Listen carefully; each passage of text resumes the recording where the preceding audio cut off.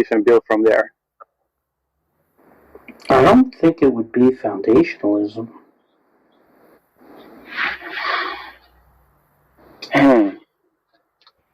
Alright, well, maybe for some other time, I guess. Thanks. Think about it.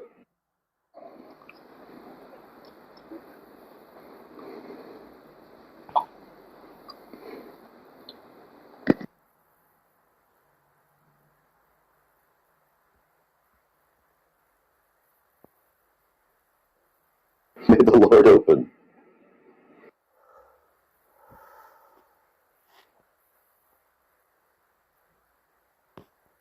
Oh, man. All right, I think the festivities are over. BRB. Hey Tom, can I ask you a question real quick? Yeah, of course, Bill. Anything for you. Thank you. I would like to join your Discord service. What's the easiest way to get verified? Oh, I'll do it right now. Do you have the same name? Hang on, let me check to see what it is.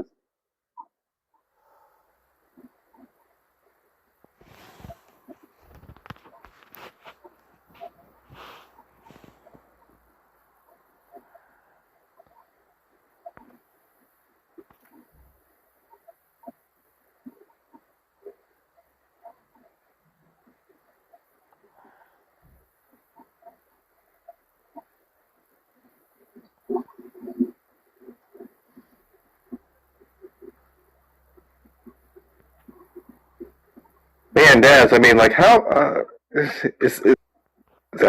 hard does a person have to fight for the content, right?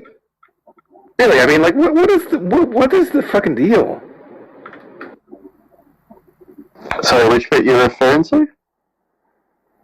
I mean, just like, look, when there's content happening, why do I have to fight so hard to keep people from fucking it up? Oh, I don't know. Everybody wants their 2 cents. They're just fucking animals sometimes. Alright, Tom, do you need the numbers after my name, or do you just need my name? No, have you just in the unverified chat? Just say like type something saying like this is Bill, and then I'll do it. I don't know which one to do though. We'll do it after I'm done.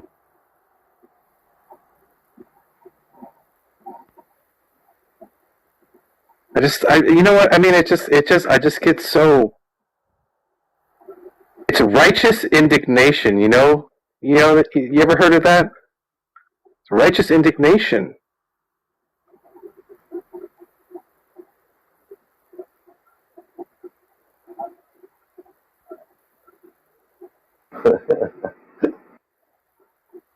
Man, I'm just like I'm making the content, right?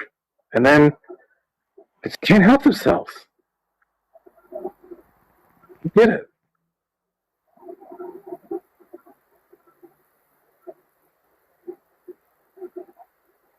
Surely they want the content, right? Okay, I'll left you a message. Thank you, Tom. Oh yeah, I see it. I'll get it. Thank you. No biggie.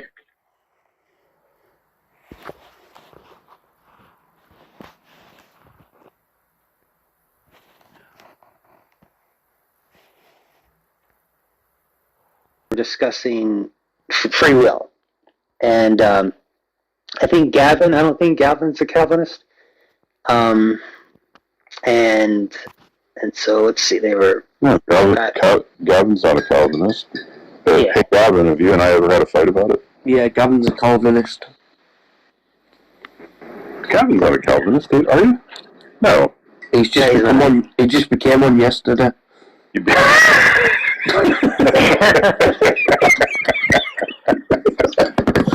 He's not there to defend himself. He's not even come back to defend. Should I make a room? Gavin is finally a Calvinist. I'm sure he'll appreciate that. Apparently, according to Gavin, when he's silent, the answer is always yes. That's true. Gavin the Calvinist. That's going to be the new room title.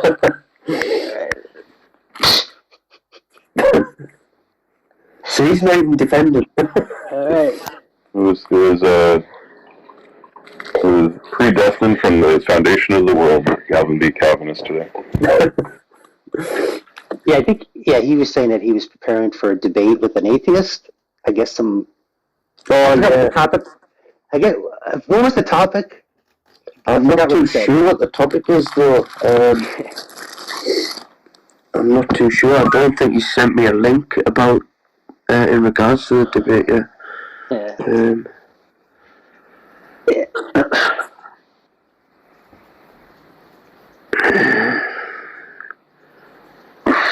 No. Oh, by the way, you guys, if Skylar ever comes into a room, make sure to remove him and block him immediately. You guys know this, right? Oh, Yeah, wow. this guy is. Yeah, I've heard him speak before. I think, heard He him a makes couple of he makes YouTube content, so he takes your audio and he chops it up to make you say stuff that you don't say, and then he plays it on YouTube and responds to it to get clicks. So like he's not trying to have a conversation. He's trying to get sound bites so that he can chop them up and make you look stupid on his YouTube channel. I know. I thought he stopped making YouTube videos a while back. He said he was stopping doing it because I've been on his channel before and had discussions. Not doing like the regular YouTube, but what he does now is he pulls clips from Clubhouse and then reacts to clips on Clubhouse now. Yeah. So he's so repetitiously recording at all times. I can't even remember what I was discussing when I was on it.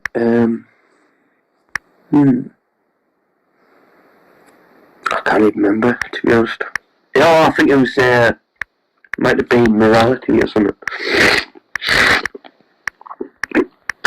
Yeah, I think I heard him, Scholar, debating, I forgot what it was, the issue of morality, a couple weeks ago. It was somebody from the Mars Hill Apologetics house, or room, club. Yeah. Yeah. That's another issue I'm tired of having, issue I'm tired of debating. But I think Jane's I think Jane's an atheist too. Yeah, Jane, in case you're wondering, we were talking earlier about, I've noticed how Christians and atheists will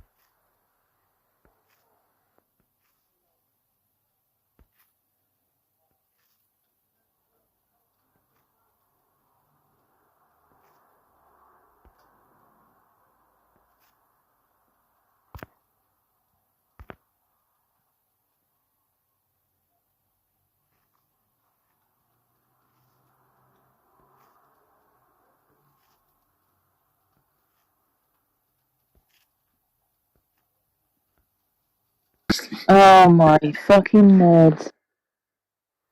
Hey, Willy Wonka, you could regard as like, a Kind of, philosopher. sort of, yeah, he was a Darwin philosopher. Hey, Eddie. Well, he's a hello. Is that Eddie? Yeah. Yeah. How have you been? Doing much better. Kind of got over That implies you were doing worse. Or I guess you were sick, right? No, I was kind of going through a depression episode, and but I'm much better now. It kind of lasted a couple of weeks, but I'm pulling out of it.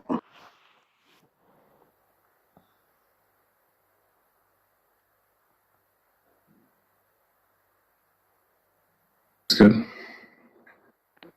Sorry, didn't mean to kill the mood. It wasn't much of a mood anyway.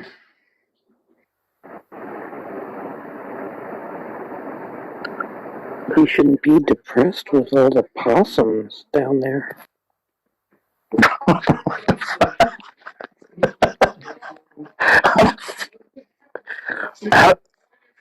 I'm What wrong. shortage of possum meat to throw in the Barbie, right? I mean, The possums? What the hell? Do you not have opossums? Oh yeah, we have a lot of them. Well, then you see the joy all around you. It's North America's only native marsupial. Yeah. That's the wonder we're talking about. Yes, but they're like evil, man. Beautiful. Oh yeah, I meant evil, yeah. They will. God. smoke them. If you smoke them at 165 for 3 years. Nothing like a possum in a sack. Get you some of that possum stew. I'm glad I grew up in the city in the South, because the shit they eat in the country is, I just couldn't even do it. I didn't have squirrel until, shit, I was in late 30s, and I don't like it. I don't like rabbit. I don't like duck. Duck's I haven't had. I've had duck for sure. I haven't had rabbit. I definitely haven't had squirrel. Duck's delicious. Yeah, duck's great. Duck sucks. It's too What? it's too rich. Too. Exactly. Yeah, That's good. Eddie, do you think that taste is genetically determined? It's too loud. Wow. That's actually a profound question. I think it's environmental and Or like someone's subjective experience of the duck. Is that genetically determined, or are you talking about? I don't know. Honestly, I don't know many people, even here in the middle of frickin' bumfucked Egypt. I know tons of duck hunters, and almost none of them eat the duck. They give the meat away, or they'll make like jerky out of it. Eddie, you live in Egypt? Yeah, he does. Yeah. They're called bumfuck. No, I'm. Can't you tell by his accent that he's from Egypt? Well, people do migrate. Like ducks. Exactly. I'm where you would think I would be. Tennessee. According to my. Who said that? Kansas. No, wait a minute. Who the hell said Tennessee? That was Almeida. Oh well, Yeah, he knew. No, I'm from Tennessee, but I live in Arkansas now. Okay, well, it was actually me, Eddie, and I legitimately guessed Tennessee. So That's good. But that's crazy, because I've actually met a few people, Clubhouse, Discord, and stuff. That's like, "Are you from Tennessee?" And I'm like, "Get the fuck out of here! There's no way it's that damn distinct." No. I mean, all Southern rednecks sound like fucking Southern rednecks. How do you know I'm from Tennessee? Oh, you could probably tell the states, couldn't you, if you want to? Oh, it is. Yeah, because people in North Carolina and Georgia or, to me, sound redneck country slow as hell. Yeah. I work with a guy from North Carolina, and he's like, man, I'm going to tell you what, man, I just got dog, man. I had too many of them damn Budweisers last night. And I'm like, what So the it's turning into like Boomhauer from this King of the Hill. Hey, he's damn yeah, you get on that internet right there. Click. Where was that CJ from? He sounded Boomer. he was from like some country place. Did anyone else where CJ was from? Well, damn it, Bobby.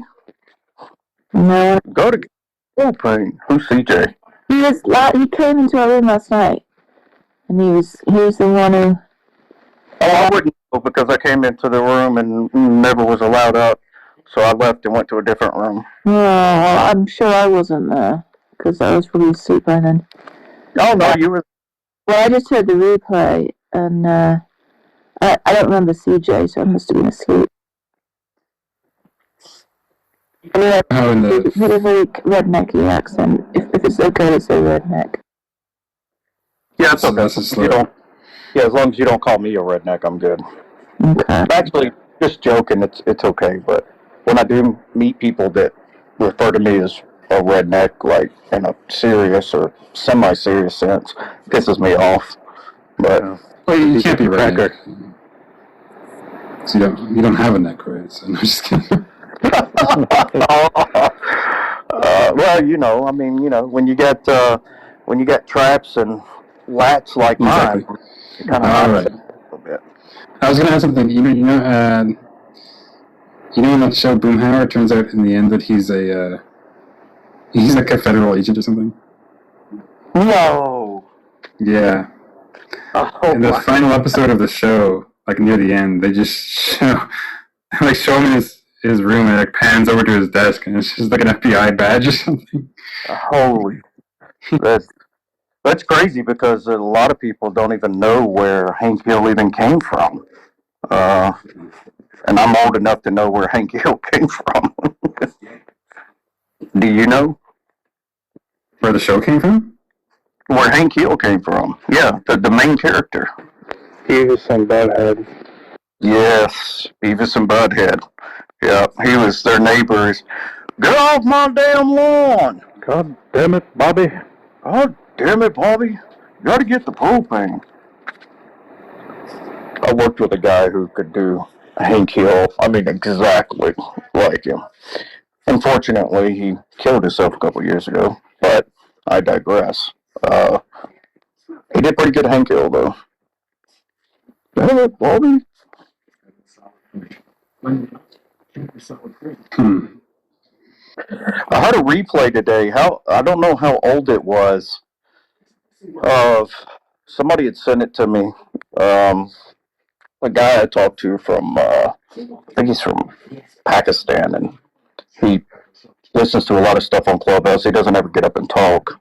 Pretty smart guy, but he gave me a link, and it was Godless Girl, and Jack, and Shamos, and it was like 30 minutes of just shit talking about Jack from Shamos. Is that like recent or?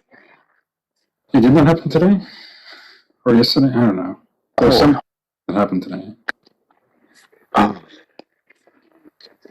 That dude is such a prick, man.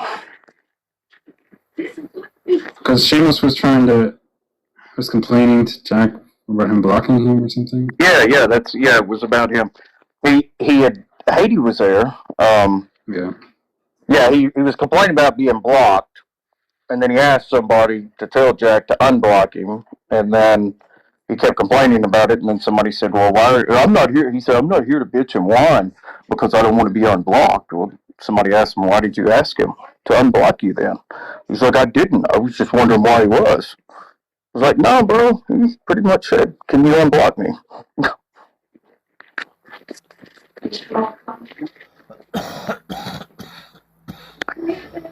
I can never get on here when Venus is on. Does Venus abuse you? He was in that room. Or He was.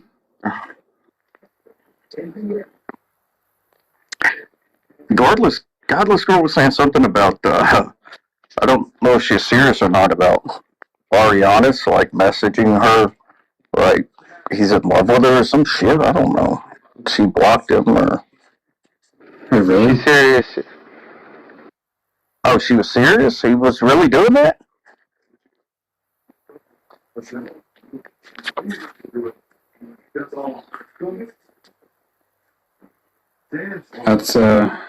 kind of sad if it happened. Yeah, then everybody started piling on about Arianis, and I was like, he's the most blocked person here, and blah, blah, blah. I'm like, I just listened to it. I've never had a problem with him.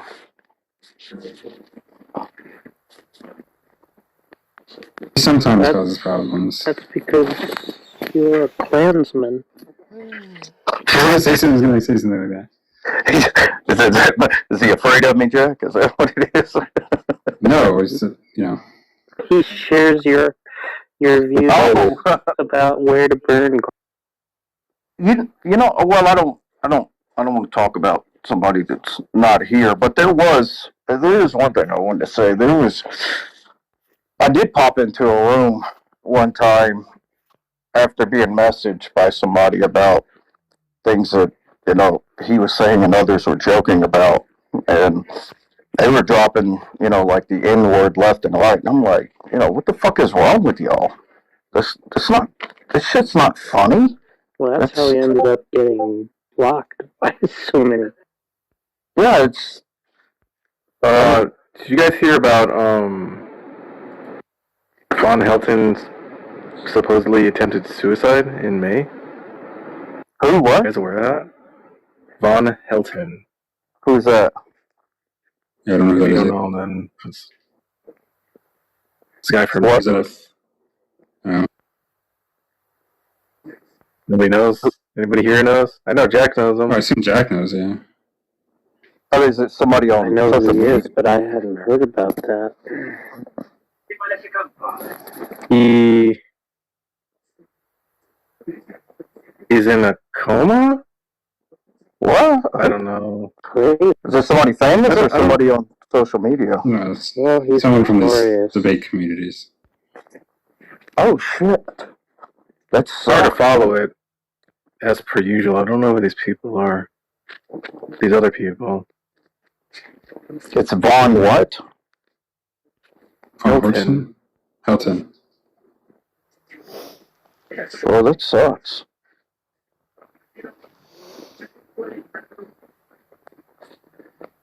I've been through some serious depression episodes in my life, but I never got to the point where I went through, the first time I went through depression when I was early 20s, I went through clinical depression. It was horrible. I wanted to die, but I could never bring myself to do something like that. I don't know how anybody gets to that point. Well, in your case, the moonshine must have. Maybe this is a different Von. I have no idea. I know a Von Neumann. I can't follow this shit, man. You mean Von Neumann? There's Von Neumann with the Von Neumann chain and quantum mechanics, yeah. Well, that's funny you say that, Jack, because you got to remember, I grew up in the city and in the hood. There wasn't no damn moonshine. It was OD and Colt 45. Was there Ripple? Oh wait, it looks like a different Vaughn. Looks like his name is Marvin, and they say Vaughn for short.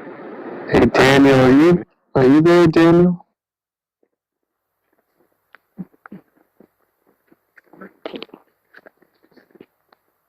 Who is that?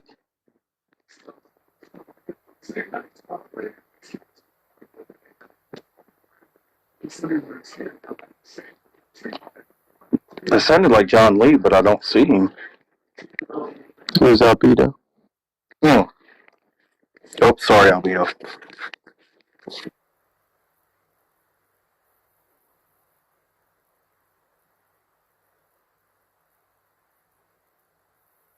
Only Albedo? I mean, what's the difference? I thought it was Alberto. Hell yeah, Alberto, same thing. Eddie, I'm trying to get Daniel in the room with Gavin. That'll be fun. Gavin's the absolute worst. We can just repeat it over and over. I'm a big Kevin fan. He's really the best. Well, you like terrible people, Detroit. His points about the atheists, so yeah. I mean, Detroit just collects awful people. So maybe you should collect Right, them. I'm not JJ. Come on. Mm-hmm. I mean, maybe in some respects, in some sense. You know. It's awful quiet. So, Tom, you didn't like The Handmaid's Tale? No, I didn't. I thought the subject matter would probably lose all the boys for obvious reasons.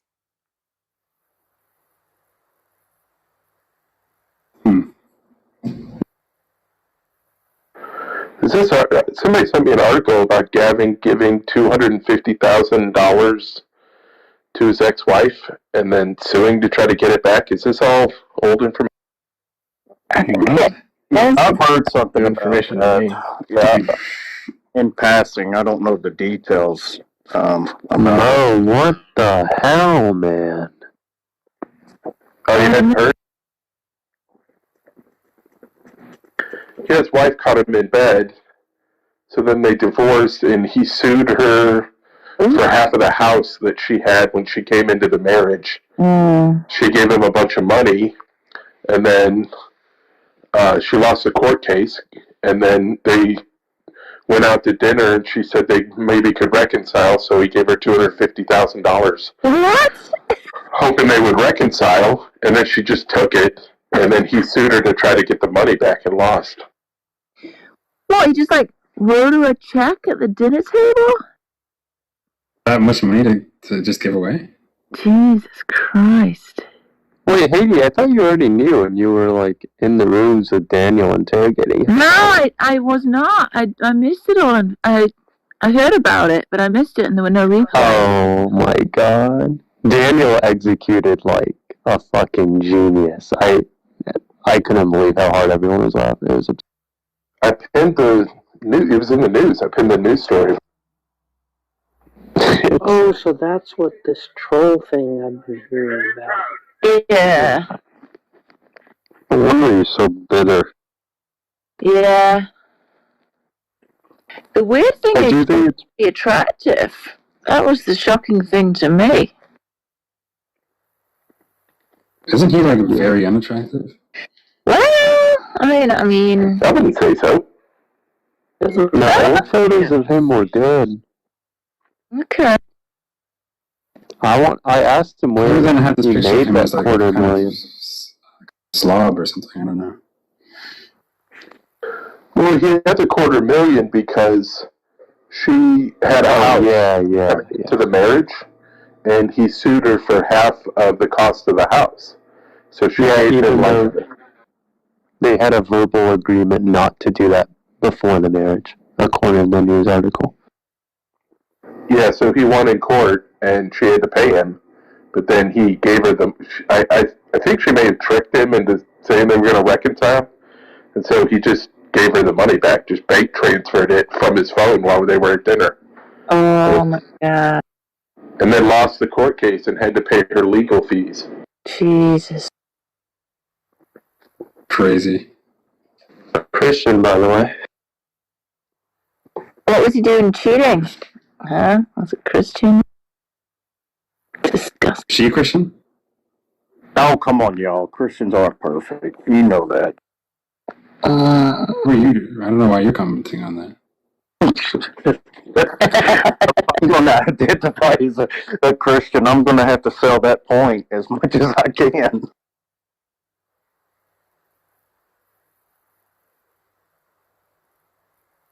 No, I get the ridicule, though. I mean, so many of them are so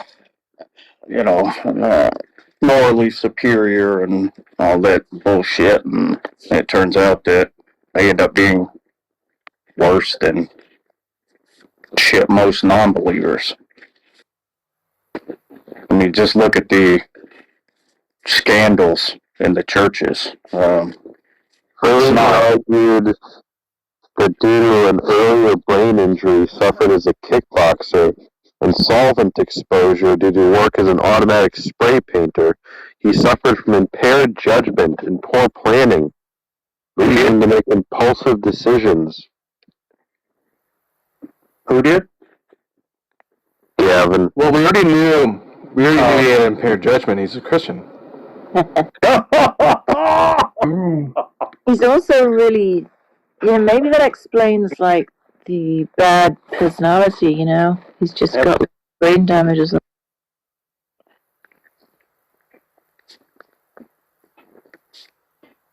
Just say That's right. mental. Lana, did you watch The Handmaid's Tale?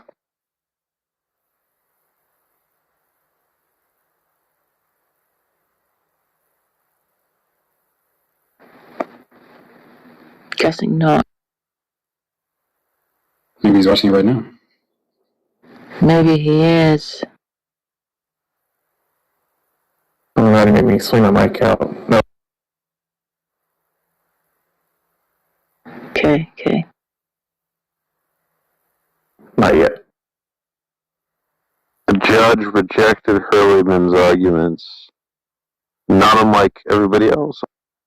I watched 2 episodes of La Brea. How funny it would be if you see like a clip of the judge, he's like, your arguments are that's not even valid. Like, You ought to shut your mouth. Shut your mouth. Okay. Oh my gosh! If y'all look at What if it's a woman judge? That's why it didn't work out. 'Cause he was just like abusive. called her a whore, and then yeah. She's like, no, you don't get the money.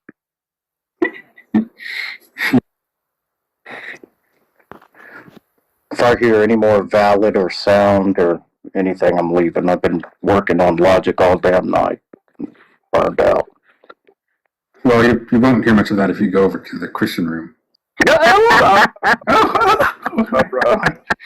thought it was the cross that burned you out. Oh.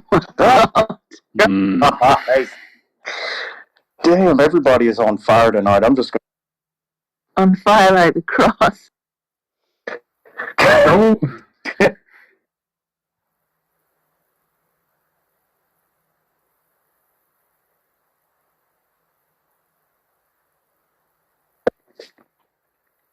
I told you, Jack, we don't burn crosses, we burn people. Hmm. Wow. Better, yeah. That's better. Oh, Eddie Brood facts? More like Eddie Bigot facts, right? Eddie burnt facts.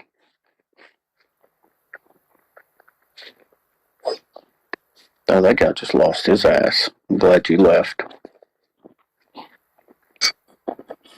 We don't be burning people no more. We just shoot them bastards. Man, Darth is so angry, man. It's... You think he's off his meds or something? What's going on there? You think it could be your video that provoked? Can you play us anything from? No, he was already pissed. Do you have anything to play? Play for us? I mean, there's loads of content, but it needs to be refined. It's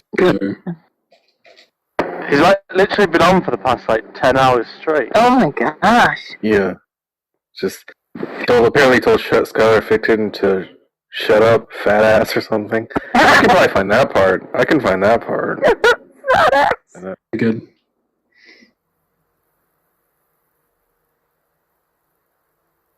Did I miss the Gavin talk? Yeah, we still had that weird thing with his ex-wife where he gave a gift and then tried to get it back. Yeah. Then, he told the judge she was being emotional, so she ruled against. You're a woman. You're being emotional. Shut your mouth. Shut your You're mouth. on your period. Shut your You sound like in your period. I can't do it.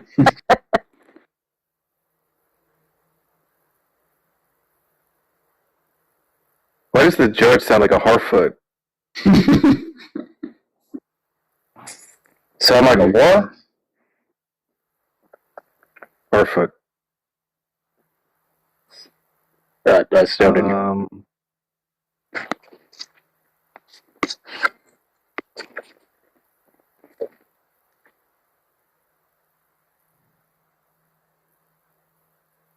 Alright, let me skim through this. I'll find this for you people.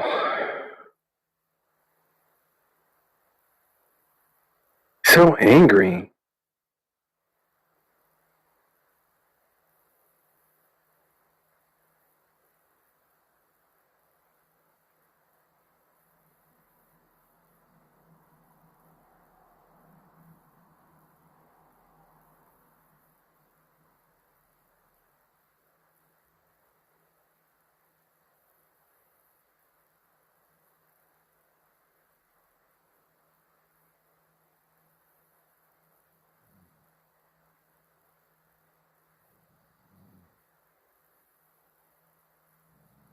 He was talking to some Muslims. He was losing his mind earlier.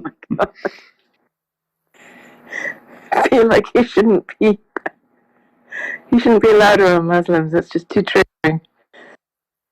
Tom, what do you have, like 10 damn computers that's like recording every damn word that ever goes on here? Or how do you get all of that audio? No. Just use different devices. Have you ever seen The Matrix? And that's sort of what it's like. He's just sitting in front of a screen and he doesn't speak good.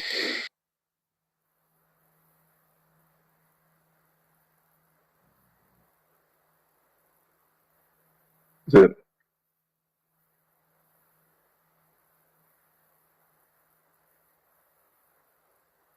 Okay, I can't figure this out. So we talked to Skylar Fiction according to Joe, 3 p.m.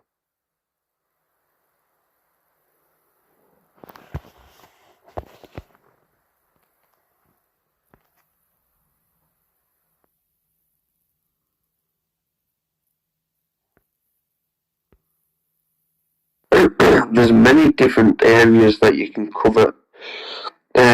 Go over in regards to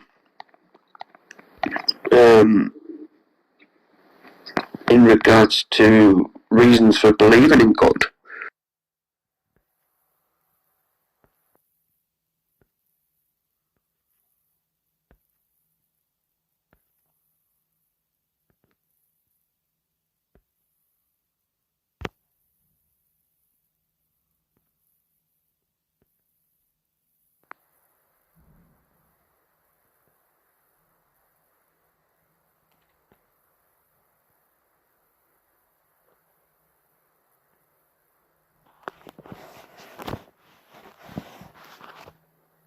Alright, I think I almost found it. Yep, I found it. Okay, here. Hang on. So angry. Alright, I'm gonna play it.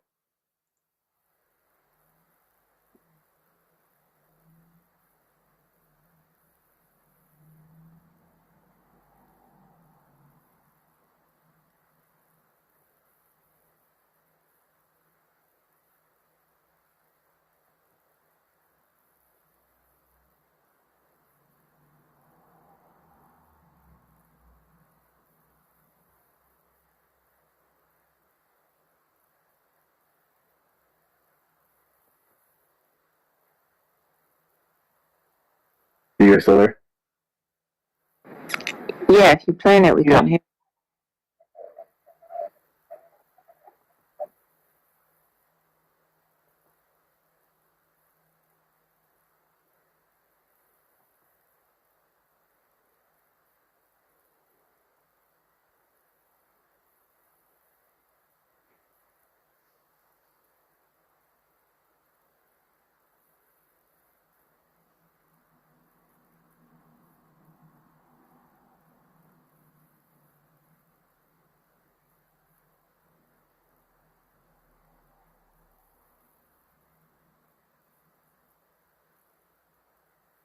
I won't know until I die. It's a promissory idea. Hey, listen. Okay, Hugs, how old are you? I'm younger than your old ass. Yeah.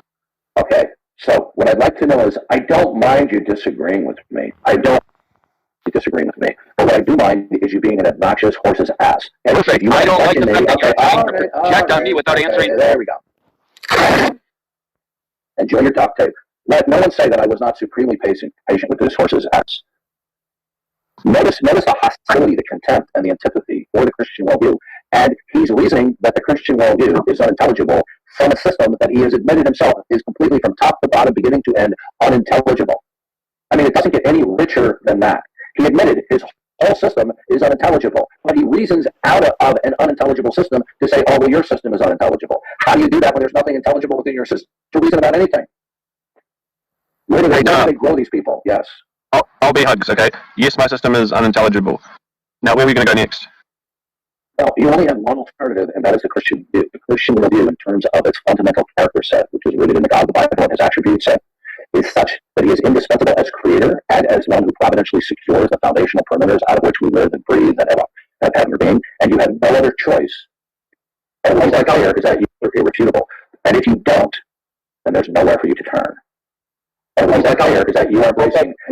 You can shut the fuck up. You are mentally deranged. I don't think okay, I'm going to put duct tape on your mouth. I have given you more, but do not overtalk me. If you overtalk me one more time, I will stop that ass in your mouth. Okay? Okay. Here's a guy who I've dealt with him for over a number of years who has mental problems. He's worse than an ADD 13-year-old who didn't take their morning Ritalin, who is prone to defiance. Here's a grown man. He doesn't know how to have a civil interaction. This is how spiritually and mentally deranged he is. Okay? I've given him numerous opportunities over the years to civilly interact. And just for the record for people in the room, this slob, okay, this arrogant, obnoxious slob, Skylar Fiction, is the second most obnoxious person that I had ever interacted with privately on the internet in a one-on-one situation. His obnoxiousness was, to say that it was shocking would be a gross understatement. So we're going to move on now that this slob is a red duct tape. You say, I take no prisoners. You behave like a horse's ass, I'm going to take you down if I have the power to do so. You want to come at me like a grown adult? Fine. It'll be a level playing field. So, Jet Lover, okay? So the God of the Bible has revealed himself in creation in a way that is undeniable and irrefutable, in that if there are facts that possess intelligibility, then they would have identity. In order for them to have identity, there must be something that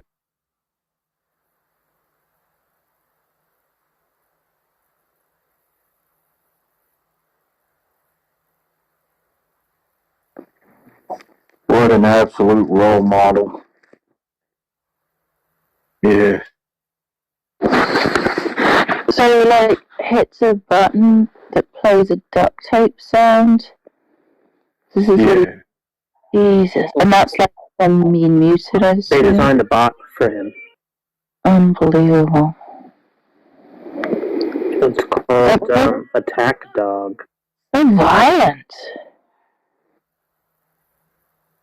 Yeah, Banshee's a real piece of work. Banshee. He's a guy who... Hey Jack, I'm in the room, so I can hear everything you're saying, Jack. That's what he sounds like. You're gonna be a little fine. You're gonna be a little atheist, aren't you, Jack? Thank you.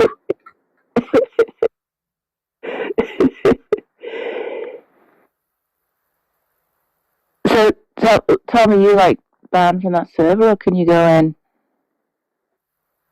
I don't even remember. I think I'm not banned, but if I go in there, I might get banned. Right. So. I gotcha.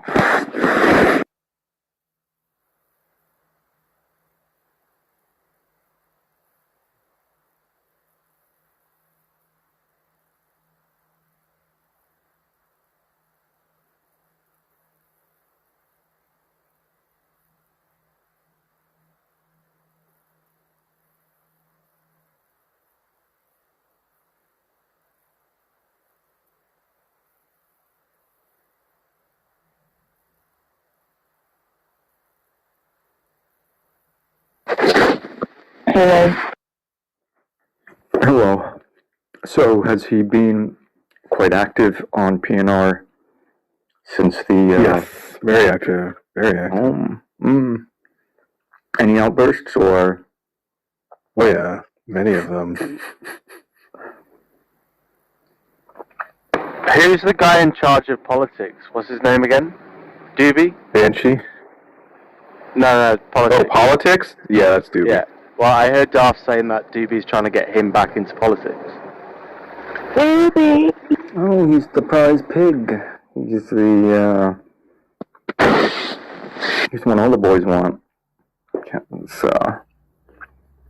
Yeah, I haven't been back in blue politics or whatever it was. I left that one.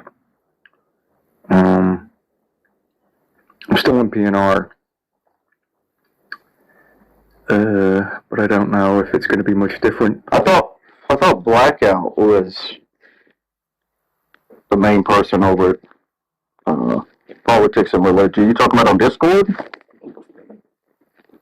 Yes, and he was at least, and Banshee has always been the other admin, or one of the other admins.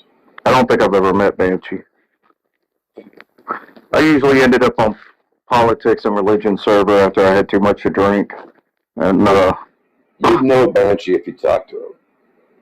It sounds familiar. I just offhand I don't. I can't think of it. I haven't been on Discord in months. I deleted my server and just stopped getting on. There's too many kids, too much drama. Sorry to hear that. I might set up a new Discord server. It's for a TV show I'm trying to pitch to a network. And it's called Krause of the Dragon. And it's Lawrence Krauss visits the historic filming locations of J.R. Tolkien. What's it called? Lord of the Rings? Or? No, the other one, the one with the sax. Middle Earth. No, I'm not a big fantasy movie person. I don't. the Cersei universe. Fuck, what's it called? House of the Dragons. What's Game of Thrones? Game of Thrones. Landing. Yeah.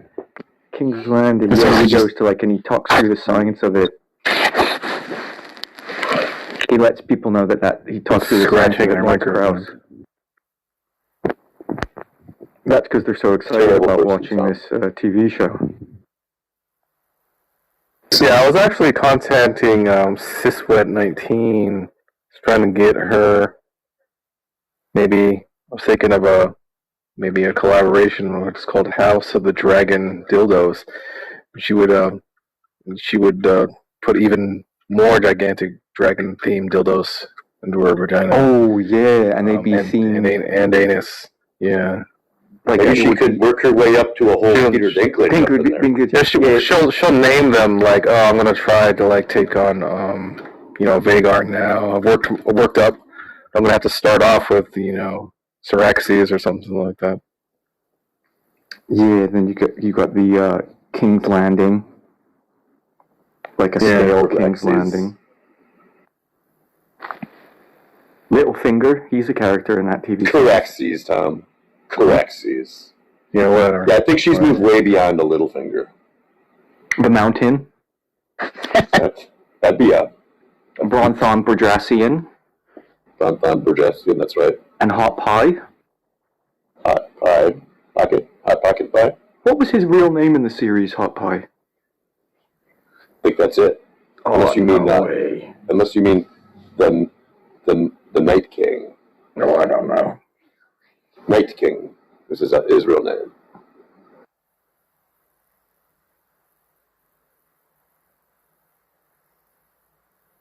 Bronthon Baratham.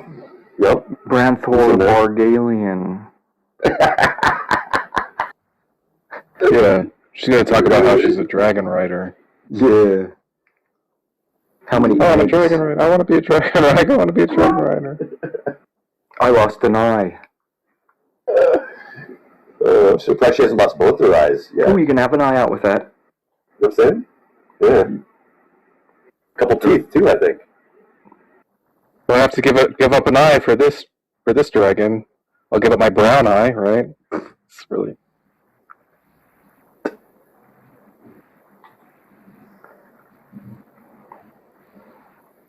A lot of cringe stuff in it. Yeah, she's probably put her eye out a couple times. So I don't really tuck know it back what in you're at least, talking about. though. You know what I'm saying? She could tuck it back in.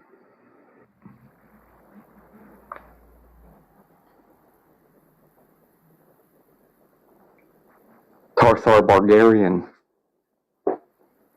He's my favorite character from it.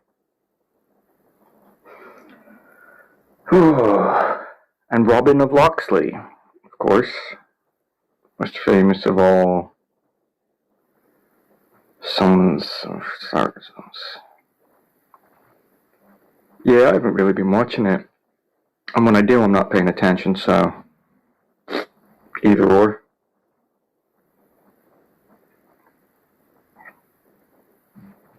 Yep, the epic tale of House Did you hear about that Twitch streamer? Well, she's I don't know her from Twitch, but that Adriana Checkit breaking her back like in multiple places at TwitchCon from she jumped off. No. So at TwitchCon they had like this sort of gladiators game where you bashed someone off of a podium with like a foam wand, like in gladiators. Oh fuck, what's happened? What's going on? Oh yeah, So she jumped off of Destiny. She's like she had a 5-hour operation the same day. She has to wear like a body brace, and completely fucked herself. She's not paralyzed though, right? No, but it's gonna be like months and months and months, like 6 months before she can really even walk properly. Maybe even longer. But I mean, how'd she do it?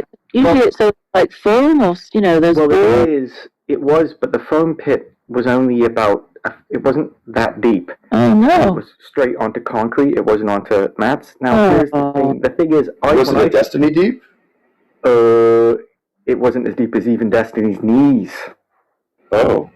And the thing was, when she went to get off the podium, see, I thought it was just like a normal dismounting she did. Well, she decided to jump in the air as high as she could and do a mid-air splits. Oh, no. She did achieve that, right, in denim, but then she crashes down onto like a flat ass. Oh, God. Instantly goes, oh, I can't move. Oh, She's like, no. oh no, something's wrong. But apparently she wasn't the only one that injured themselves that day in it. Really bad. Yeah, it's quite a. They think the way they explained it, the way she fucked her back was she's broken the front and back of one of the vertebrae or the discs. I can't remember what it was called, but yeah, pretty fucked up. So either someone's getting a massive payout, or I don't know, maybe. I don't know. Maybe her jumping off and doing the splits midair might have. Yeah, but if other people. Yeah, that's a thing. Yeah, I mean, That's durable. Not enough. It should be one of those big pits, with like little cut up bits of foam. There was like these gray blocks of foam in it, but not it just wasn't that deep apparently. Like you can see them if you're on your hands and your knees, you wouldn't even sink into it. It's like just barely going up to their elbows.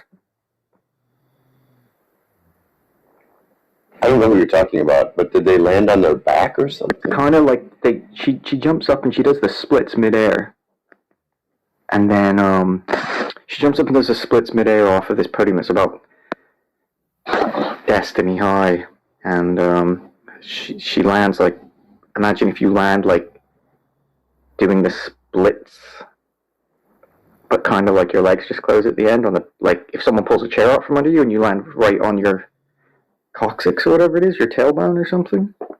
Oh. She rolls over and she's like, oh no, I'm not alright. Ouch. Then it says that Darth's in PNR with concrete. Oh. Yeah. That's funny. Are they making up? Making out. They're getting romantic.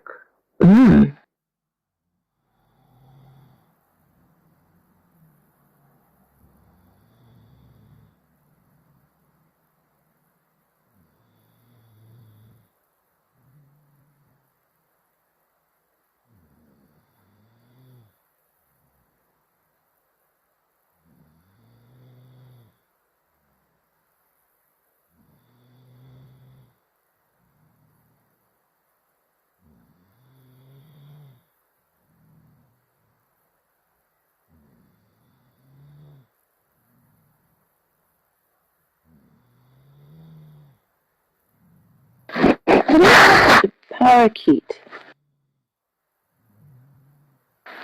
I remember him in videos. He was like a very active minion.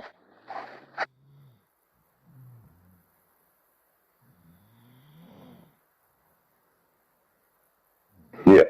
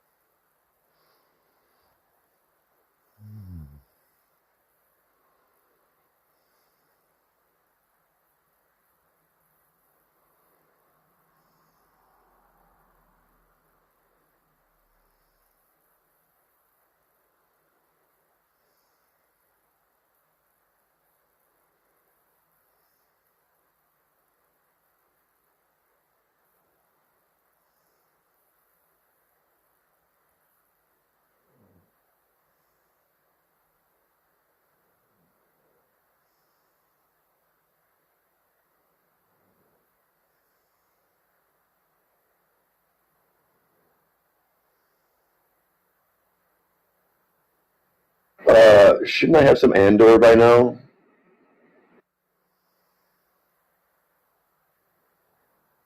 No. The wrong day. Actually, you should have some exclusive for by now. Not midnight yet. It doesn't come out midnight. Central time, probably. It's 1 a.m. Central time.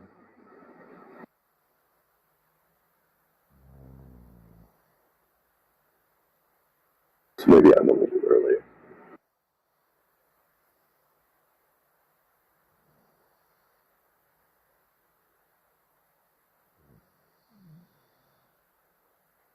It might even be midnight Eastern.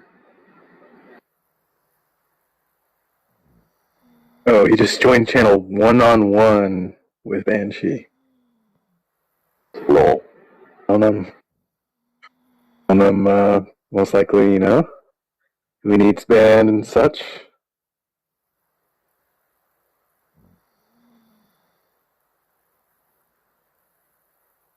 I need unbanned.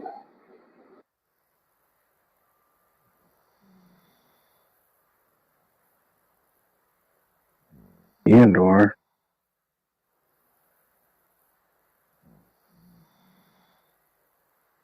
Probably going to be a good episode.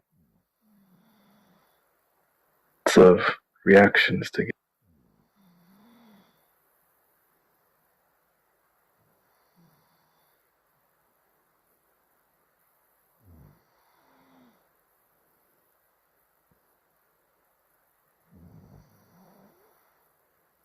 Yeah, off to the setup for the next mission. Maybe with another faction.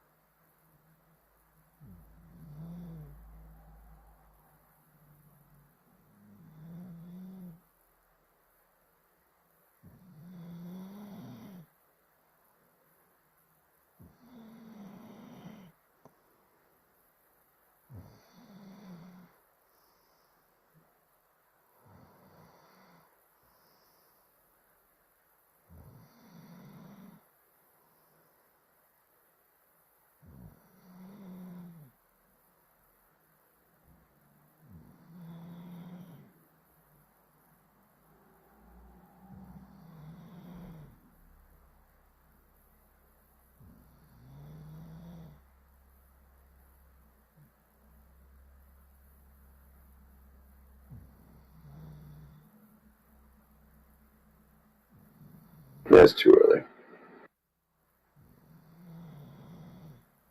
I think you got another 15 minutes before it drops. I think it dropped already. This hasn't been ripped yet or whatever. I want to get my exclusive or joke. Instead of Andor, it's exclusive or. Oh, shit. What are you watching Yes. everything now on, JJ? Is it Dude Wire or something? Dope Box. Oh, Dope Box. I keep on thinking it was called Dude Stream or Dope Stream or Dope Box. Okay. But there's a bunch of others. I just it downloads automatically and shows up on my Plex. But I mean, whatever. Not that I'm watching it. It's still showing up in case I do. It's not on Plex yet? Well, I'm playing a game, so I don't have my VPN on. Oh. So. And nothing downloads when my VPN's off. But I could check if it's queued. Which I will in a second.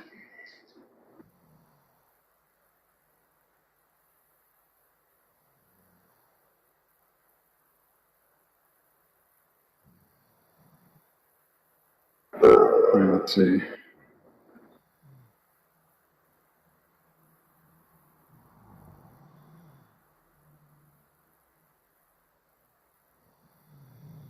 Nope.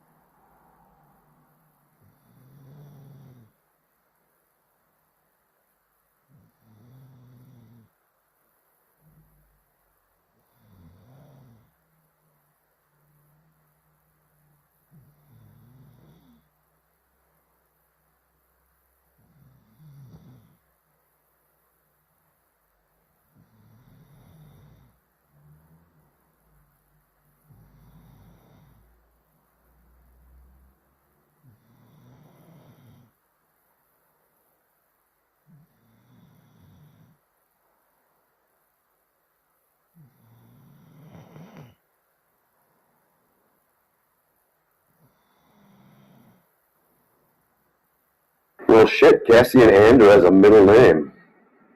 Who knew?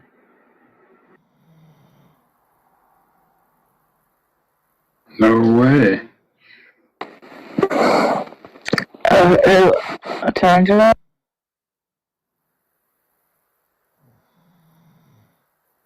Yes. Cassian and Antangelo Andor. Actually, know his real name. There's no way, right? Who? Talking about Tangelo, like our Tangelo. That's not his real name, right? I assume it is. Because he goes by Tangelo Grasshopper, so I was learned is that his actual name? Yeah. I think so. Crazy name.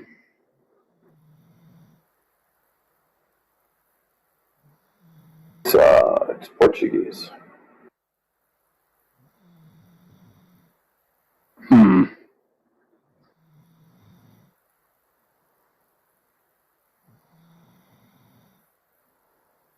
I know I said that, like, I'm positive, but I'm not.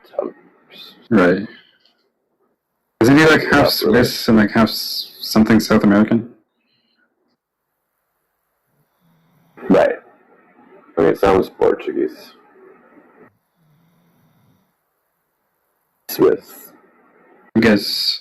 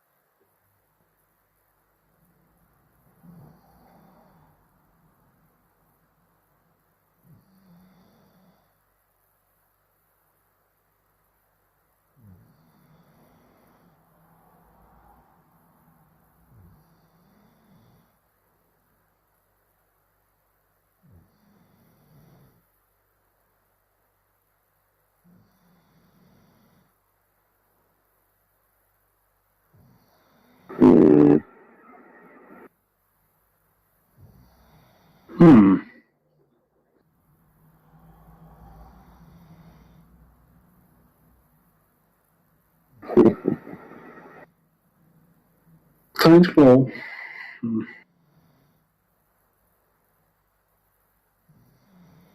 Like I had to send Banshee a new friend request.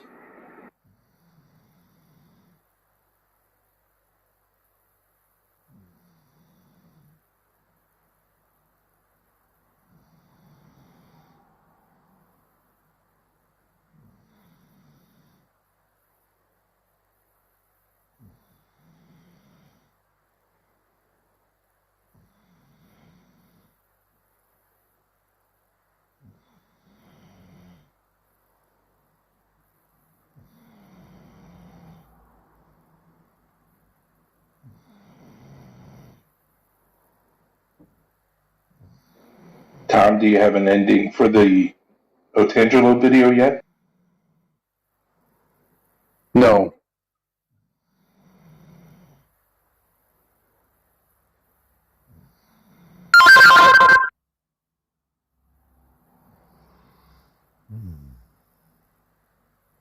Wait, what's the Tangelo video? Otangelo and his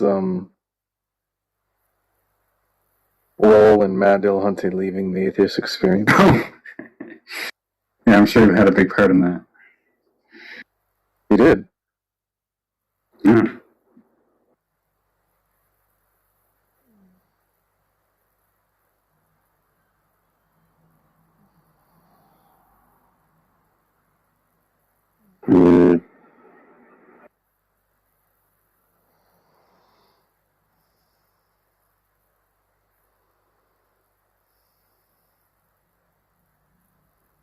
Oh, does Disney own Hulu?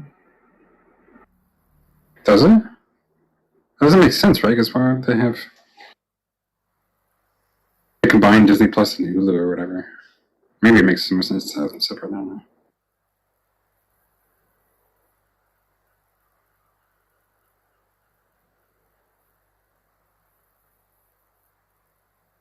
The Disney bundle, Hulu, Disney Plus, and ESPN Plus. I'm paying for that shit. I've never paid for... Well, unless you're counting Amazon, I've never paid for a streaming service. But I only have Amazon because I want the, Amazon Prime, not because I want Amazon now. Just TV. I'm not challenging you guys or anything, but do you think there's any ethical considerations?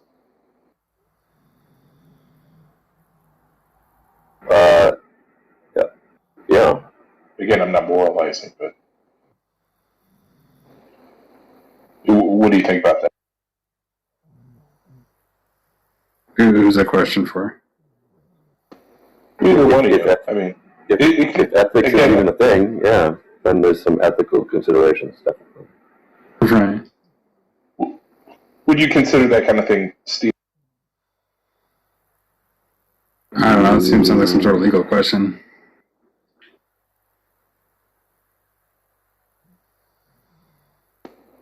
I'm sorry? See what stealing is there. I assume some sort of legal question? Well, sure. Ethical.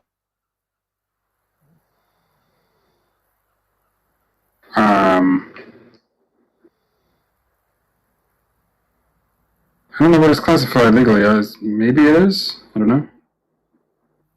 Luckily, it's, all other kind of worms. What's that even supposed to be? Somebody might want to call it that in some technical sense by way of some kind of law. Well, not even legally. Clearly, when we're talking about digital semblances, it's really a gray area.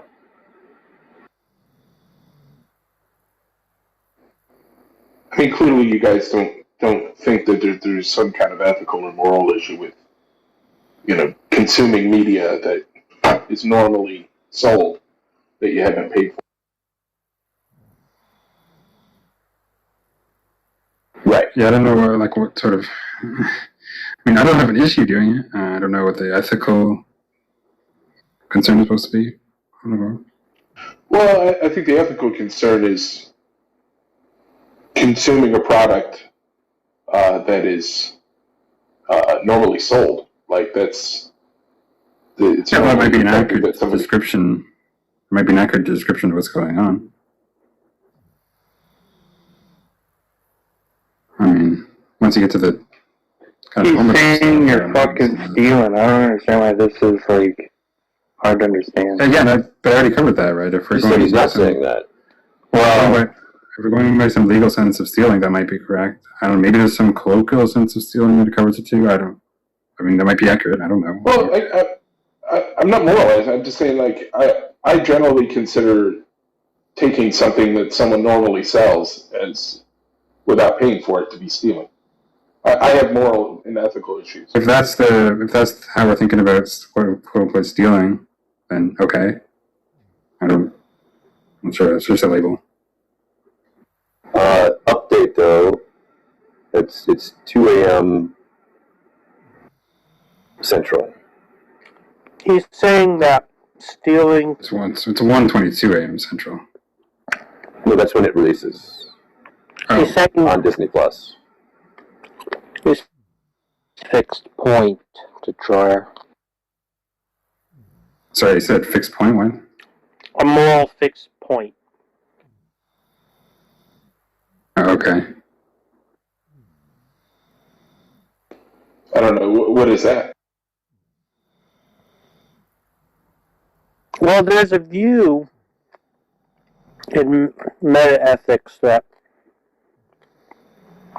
certain things, it's sort of built into the concept that it's wrong. So, like, if you thought rape was not wrong, you wouldn't possess the concept of rape. Sure, like murder. Murder's the unethical killing of a human being, as opposed to like euthanasia or wars. Yeah, that's right.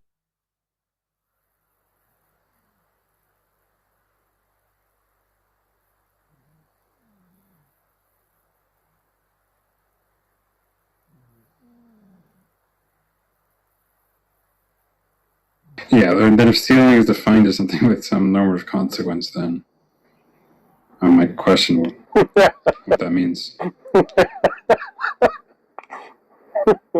If that's clarified, then I might question whether this activity counts as. Well, I don't know. You guys are being coy, but the activity is clearly like not legal, right? I mean, there are laws against. Well, isn't all that he's asking whether you have any like misgivings or something like that? Well, yeah. I mean, essentially. That's for me.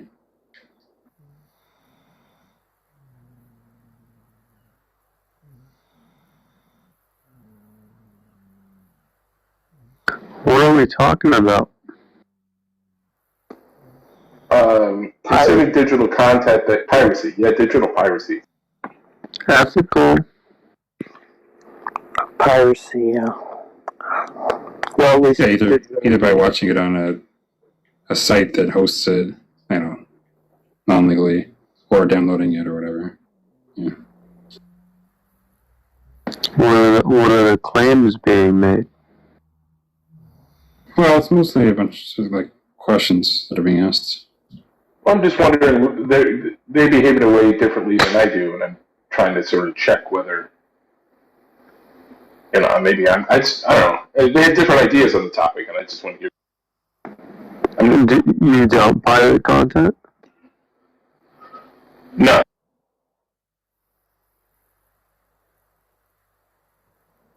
When you usually don't do an action, I guess like different actions will have different reasons, but is there a general philosophy you cite when you don't do something?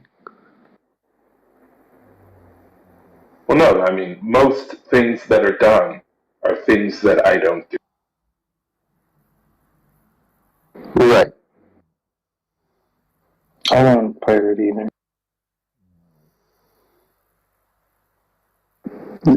Wait, why not? Why don't you do it? I think I can afford not to. And you think there's a moral good in spending that money?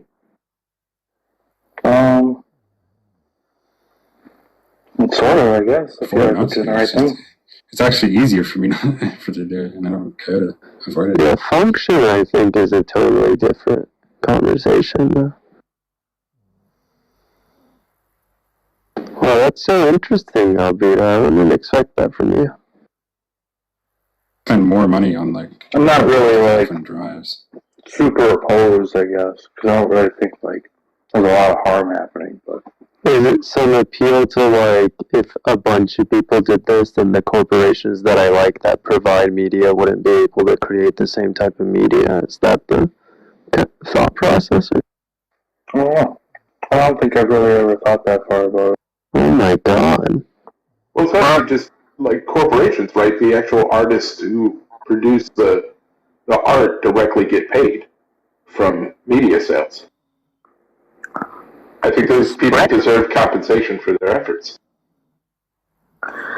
It's especially surprising that Albedo would be so upstanding given that he's defended Rashad. What do you mean that's not part of it? So, but this is self-serving, right? Like, at the end of the day, Mo and Albedo, they like certain media content. They want the media content to keep being produced. They think piracy, like, lowers the probability of it being produced in the future. So they don't participate in piracy. I've never thought about that. Wouldn't people be discouraged? Yeah, wouldn't people be discouraged from putting their ideas into action if they knew it was very likely to get pirated? It isn't very likely. Yeah, no, so I would say just discourages innovation. Maybe Albedo should give some money to Rashad for his content. You're the only one, Jack. I'm the only one what? That I offered money to for the content. Oh, I've totally forgot about that.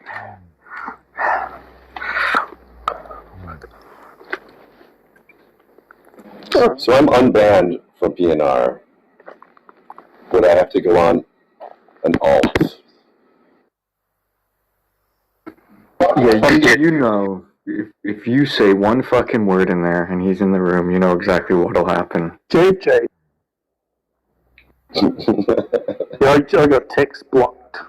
What's his call out for you, JJ? Does he call you a pervert or pothead? I'm the pothead. Okay, pothead. I'm pervert, I think. I think so. That's generic one. I mean, wow. But I mean, he's accurate, but I don't know what that stems. What does he call Gus? Is Gus allowed to talk to him? No. I wouldn't think so. Oh, you know who fucking turned up in a random ass YouTube video I was watching the other day? Do you remember Nev? Oh yeah. Yeah, I was watching this, and it was strange because it was just in the sidebar. It was a prank call show from like years ago called, I think they still make it, called the Snowplow Show, and it's like these 2-hour long shows. There's hundreds of them on YouTube from one uploader, and listen to them talking. He's like, "Oh, I'm getting so and so on the line."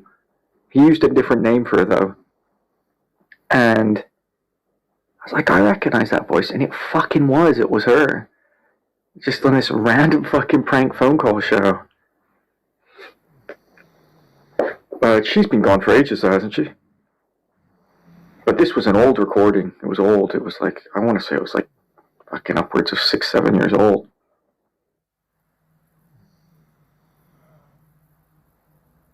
I've seen her for a couple of years. She had cancer. What? What Nev did? Yes, yes. Eye cancer. Oh, it doesn't ring a bell. I can't remember.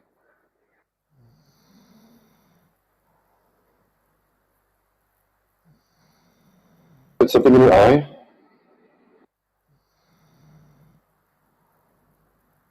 I forget, but Josh probably remembers. Josh, Do it. She's got to pluck the thorn from her own, or whatever. Josh told her that he hoped that she died of the cancer. Oh my god.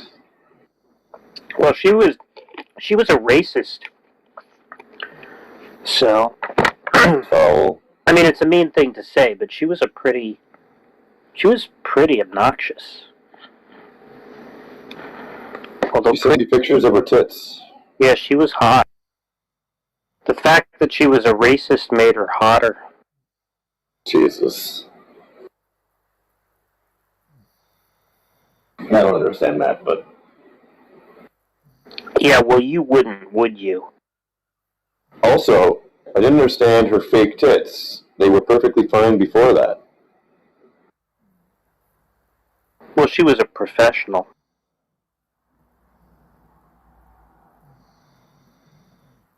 I guess. Oh, what? I mean, she was a sex worker. Like, Oh. I don't think she didn't meet up with people, right? It was all, like, done.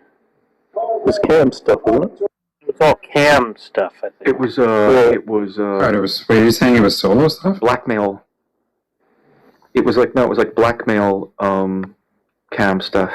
So she would do like a financial blackmail on them, like, oh, you don't make enough money, you poor bitch, or... She worked her way into, right? Yeah, she made them sign a contract that if they didn't, like, pay, like, this amount that she would, she had to, like, was it financial blackmail? Yeah, it was something weird, like, basically, like, you had to do all these things, or... Well, I think humiliation. Financial humiliation. They're called findoms. Findom. Yeah. Financial dom. Financial dom, yeah.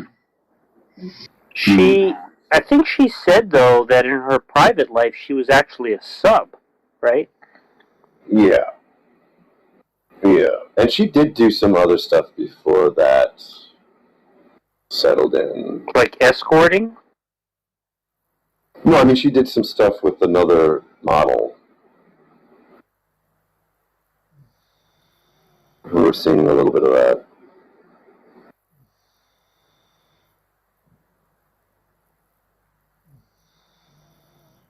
Also attractive, but not quite as attractive as her, maybe.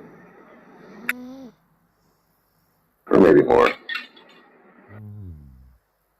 Hard to say.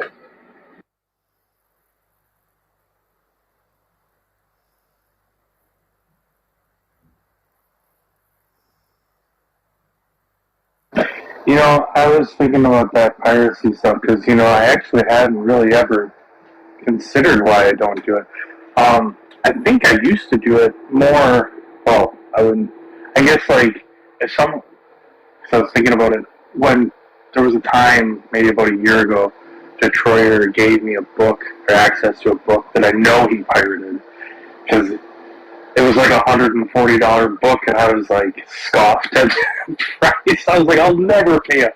What the fuck? So he just gave it to me. But you know, when I was like broke, I would pirate stuff, like with like no thought about it. So I was thinking, So thinking, like, I wonder if it's just like a financial thing. I don't know if Mo is in like a pretty decent like financial standing, but if you're not, I think that would be more Spend more money. He I'm must. pretty sure I spend more money this way. He must be. I spend more money on like hard drives and like you know, external base and computer stuff than I would if I were just buying the streaming services. So I don't think for me it's about saving money. It's actually just easier this way, and I enjoy it. I don't know. Well, Mo must be financially comfortable if he's paying T-Jump $50 to debate people. You got me there. I'm relatively financially comfortable, but like, I mean, if I got to clear my throat here, like, I quote unquote share a household with a friend of mine, and we sort of combine all of our streaming accounts and our Amazon accounts and several other like local accounts together. So, I mean, I do have access to some accounts that I don't pay for, and I give access to him to some of my accounts that he doesn't pay. Combined, how many different streaming services would you say you use? I have Amazon, Hulu, Peacock, Netflix. So you Paramount, Disney. So you are receiving media that you don't pay for, then? What about Apple TV? Well, but it's, Yeah, Apple TV's built into Apple has a program where you pay $25 a month and you get like music, Apple TV, news, weather, all that. Yeah. I want to hear the rationalization for the media that you receive that you don't pay for. I consider it like a co-op, like a family co-op. That's I consider the internet like a co-op. The much larger. It's peers, It's a few ones and zeros between friends, No, but I think in JJ's case, it's just that he considers the internet a portion of a single divine being. Right. There you go. That's also not untrue. I wasn't even thinking that this was all about fucking streaming. I thought this was more about like, oh, I want that book or I want that movie. Like, I didn't even really consider, oh, my mom's got the password to Netflix, let me get that. Well, that's what we started talking about, right? I must have missed that because, like, I pay for YouTube, like, Premium or whatever it's called now. Oh, I have That's it. And as far as the book, the app that gets rid of the ads. Yeah. If Detroyer were to read you the book, would you be stealing it then? Oh, no, that's something I would pay for. What if I sat here and started reading you like Bill Grommy or something? No, I'd pay for that service. That sounds like a fast track to good night. Did you know that Michael Dad? Yeah. Did you know that Michael Dad recorded? I mean, Belief Meaning, right? Self-knowledge and resentment. He recited, like he read aloud the entire book on YouTube. There's like a YouTube video or series of videos of him reading the entire book aloud. And crazy. He sent it to Bill Grommy, and Bill Grommy thought, he like wrote back saying that, he thought it was really well read. Oh, really? Yeah. He actually listened to it. Well, I think he probably didn't Or at least sit some through of the it. whole thing, but he just, sampled it, and he was like, I'm really impressed. So that was curious. Did he not have any concerns about the theft? No, he's an anarchist. Oh. Wait, Andor doesn't release until Wednesday. That's today. Oh, that's 3 today. a.m. Central. Yeah, 3 a.m. Eastern. Today was Tuesday. What are you talking about?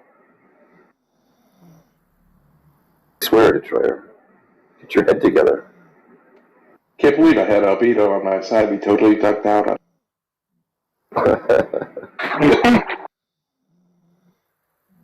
Yeah, who could have predicted that? Yeah, I have most streaming services. Somebody even the one for the. Somebody who would defend Rashad is capable of anything. There you go. Crazy. You'll never know. Even stuff that's on Amazon, Prime, whatever, that I have, I don't watch it on Amazon. Because it's actually just easier for me. So, I'm just, a man of laziness, so, I'll be on YouTube, oh, there's, this movie I'll watch, and I'll pay $8 for it, that's, from the 90s. I should probably just, I probably have the DVD at my parents' house You somewhere. could buy it for $1, yeah. Yeah, exactly. I'm just a man of laziness. So a lot of these, piracy things, it's I'd have to go find it, and, that seems like a pain in the ass. I'm just gonna buy it. Yeah, convenience is one Well, of the defining features of this for me. And I have a very streamlined setup, so it's I actually find it easier to just do this than get all these streaming services and use them like that. Because I'd have to find it, and then I've got to cast it up onto the TV and figure out how I'm going to get it on the TV. And then when So I don't have to do any traveling, of that. yeah, when I'm traveling, I've got a TV in my truck, and it's like, how do I get it on there? You know, that's all kind of a. So for me, it's just I mean, my TV has Plex app on it. Stuff that's like airing, it just auto downloads and syncs to the server, so it'll just show up on the TV when I want to search it, as if I'm using some other streaming app. I'm trying to think, like, apart from computer games, what I've actually bought digitally, or in terms of media, physical media. I don't think I've bought a CD since I was, like, in my teens. Yeah. Once Napster, I mean, I remember Napster, and then that was it. Once you I get ever bought a CD for myself. Yeah, that was my mid-20s. That was, yeah, I think after that you just kind of go, 20s. What's the point? Oh yeah, I remember the Napster. And the live. Napster? I didn't have good internet till after all that was gone. Well, music's all been free since the late 90s. Oh, actually, you know what I started on? Actually, I started on computer games. I did. I used to download, I think even before that, it was emulation and emulators and ROMs. And that's all. I mean, I forgot about that. In some ways, that's archival, right? You'd have to. Do you know that Eminem just turned 50? Who, Eminem? Yeah. Oh. Yeah, his daughter's like 26. Snoop is also 50. Dre is 57. Yep, we're all 50. Damn. Wow. Even Tom is 50. I thought Tom was like 42 or something. Close enough. Whatever he is. Yeah, I think he's about. I'm 43. I think he's about the same age as me. I thought he was born in 1980, but maybe I'm misremembering. I don't know.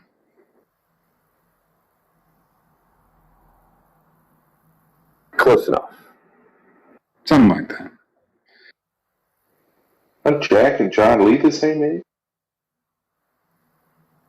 Yeah, Pretty right? much, They're yeah. both born in 9? No, John Lee's a year older, right? John Lee just turned 53. No, John Lee just turned 54. Mm-hmm. 54. I think that's what he said. Yeah, I think he's a year older than Jack, I guess. And Matt Adams is like 48 or something.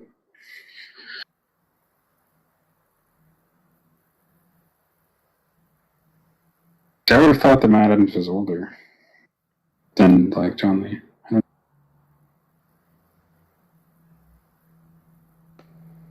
James is what, like 36? Something like that. Yeah, James is mid-30s, yeah. How old were you, Detroit? I'm 27. 27. Salad days are almost over, buddy. That's a perfect cube. That's a cube of a cube. Cube. Not actually. Well, I guess it's a cube of a cube. It's a cube of a cube if it's not a. If you're not talking about a whole number. Yeah, spiritual night. Yeah, but 3 cubed and whatever. I'll always think of that movie, Cube. Cube? Yeah, it's a really cool movie. Stephen King movie? Huh? The Stephen King movie? No, it's not a Stephen King movie. Cube movie. 1997. Canadian. That's a Canadian movie. Yeah. Yeah, it's Canadian science fiction horror film series. Yeah, well, there's that's really Cube good. 2. Yeah, there's like Cube 2 and Cube 0. Yeah. Cube. Yeah. 2 is called Hypercube. Yeah. It's kind of like, if you were Good, or is it to, just like dumb sci-fi kind of? it's kind of like Yeah, the Stephen King movie. Based on a movie. We talked about this the other night. It's No, Cube is not a Stephen King movie. it's the prequel to Gleaming the Cube. Oh, JJ's super high. Is he? The star Ice Cube.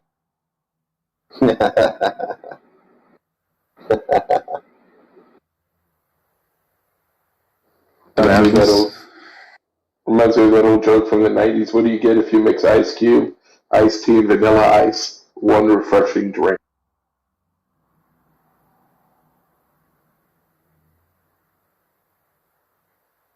I see that. I wish I had some. There's Cube 2, Cube 0. And also a movie from 2021 called Cube. Is that something completely different? Yeah. I don't know about that. Strangers with widely varying personalities are involuntarily placed in an endless maze of interlocking cube-shaped rooms containing deadly traps. Isn't that the Cube? The first one is both a good movie and a movie I like. Now, the second one is not a good movie, but it is a movie I like. The third one isn't even. How are you assessing good movie? That's a little funny that you put it like that. Well, it's low budget, but it has good production value. The story's compelling. Had a good interesting. There is also another movie with Jim Henson called The Cube from 1969. Something different. Richard Shaw. Oh, that's The Cube. That's the I original. don't know. Typical white room. Anyone else can That's enter the movie, right? What did you say, JJ? Is the other Cube movies kind of based on that, or is it something completely different? Yeah, it's completely different. No. Not. So, can you guys hear me? Yeah, I hear you, Ninja. Yeah, no. It's based on the Jim Henson. The original Cube Jim Henson one didn't have all the death or anything, but it has somebody waking up in a cube. I used to have this movie, waking up in a cube, and then he has people come in and out of this room he's in, and it's confusing. But it's a philosophical kind of movie. They took that, and then they made a horror film out of it, but it was absolutely based on that original. Interesting. Well, like just clearly bullshit. Like it's I think it's right. The one from 2021 is based on that as well, but it's not very well rated. Well, I imagine even the original ones were not very well rated. Yeah, actually, Cube 1... The first Cube was a hit for a horror film for those couple years it was in. It was like straight to VHS, wasn't it? Yeah, but it became like a cult horror classic kind of thing. Yeah. I like the first one. It's just like, it's one of those movies that nobody's ever heard of. That Here's a question. What are some of the best movies that were like straight to VHS? Oh, well, you're going to find... so cult classics is really what you're asking. What are the best classics that didn't do well in the theater? You want to say straight to video? Because then you get into a weirder, right? But you get into a weirder perspective now, because now you have streaming services that are more like the straight to video. Yeah, I guess I was just trying to think of focusing on stuff that's like, at least 10 years old. More. I'm sure there's a few, but I think the horror genre tends to have more that tend to do poorly in the theater, but then find their audience through a more direct path. Well, you tend to see a lot of foreign language films, quote unquote, direct to video, released in the United States, and I would put Hard Boiled and The Killer by John Woo in there. Great movie. Bad releases. They in the United States released? Well, Hard Boiled definitely did. I mean, it was probably not a wide release. Wait, what is Hard Boiled? So early John Woo movies that he made in Hong Kong. Hard Boiled and The Killer. They're like pretty amazing action films, but I don't think they really would qualify as like straight to video. Martyrs was the one that like really sticks out for me. Martyrs? Yeah, that movie fucked me up, dude. Hmm. There's like a I think it's a French film initially, but they remade it like, I don't know, 5 or 10 years later. But man, that original one fucked me up. That's a really good question. I'm going to have to look into it because I'm not sure I can even think of a straight-to-video film that I know of that like has like a really good reputation. So yeah, there must be one though. I'll have to look into that. I don't know how wide a release it had, but there was an early Russell Crowe movie about neo-Nazis in Melbourne called Robber Stopper. Yeah, Fantastic. that was Yeah. that was commercially released, but again, it was probably not a wide release. Was Starship Troopers in the... Was Starship Starship Troopers Troopers was had a big in the release. that was in the multiplexes. Yeah, that is a huge opening. That's the thing is, what you're gonna have to do is, I think you guys should be looking for either straight to video or bombs in the box office. Bombs. The Matrix? Here's one. Here's Googled it, and here's some of the count. The Boondock Saints. Oh yeah. Yeah. Wait, that was straight to VHS? Well, apparently it had some very limited. I mean, initially it came out on VHS, and then it saw some very limited run in theaters, like 5 screens for a week or something like that. So it's basically then it was basically just blockbuster DVD release. Beyond animated one from 2000. That's because Weinstein fucked up the the Boondocks, and then the director was kind of a weird asshole. There's a fantastic documentary about that called, I think it's called Overnight Success. About the making of Boondock Saints. Yeah, I think so. It's really good. Stargate Continuum from 2008. Are you reading that Screen Rant article?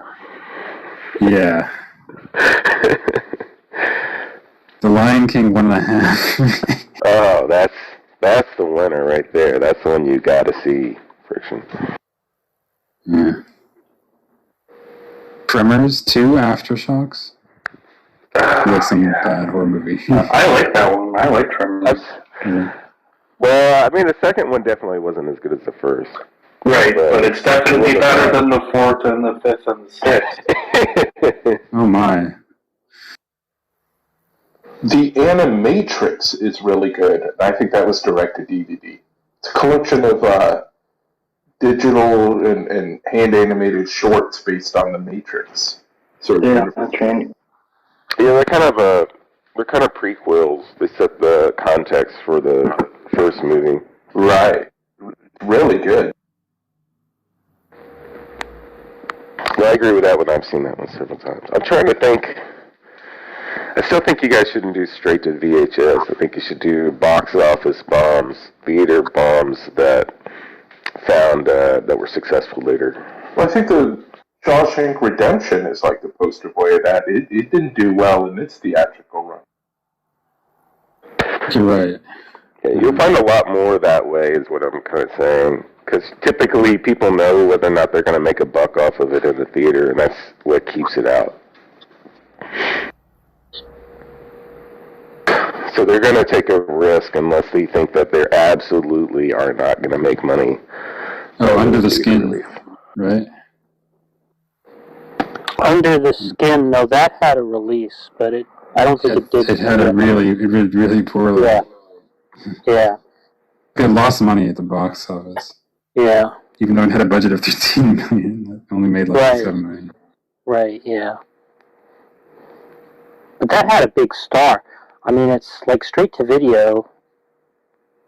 I mean, I guess Nicolas Cage or something has probably done straight to video, but like a star of like, because Scarlett Johansson's pretty big.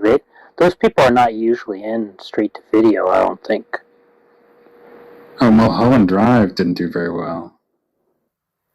Yeah. Idiocracy is a good example of this also. But Mulholland Drive, did that even get a wide release? That must have been treated like an art film.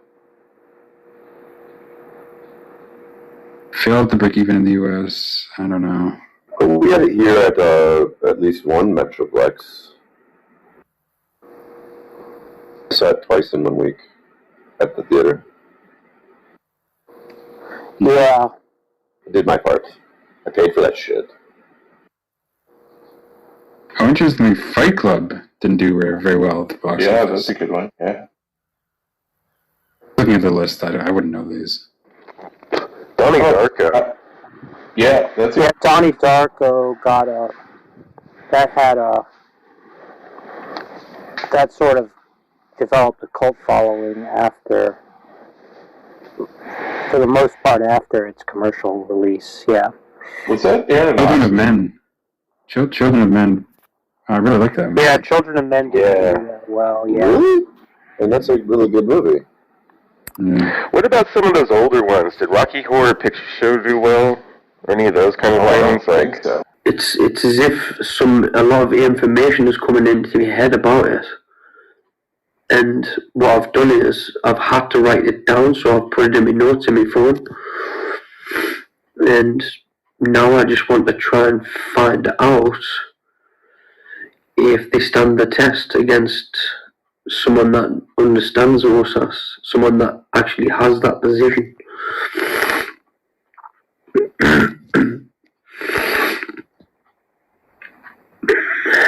Layman's Seminary. Is that the person on here? I think I've seen them before. Not sure. I'm sniffing a lot because I've got a cold. Full cold.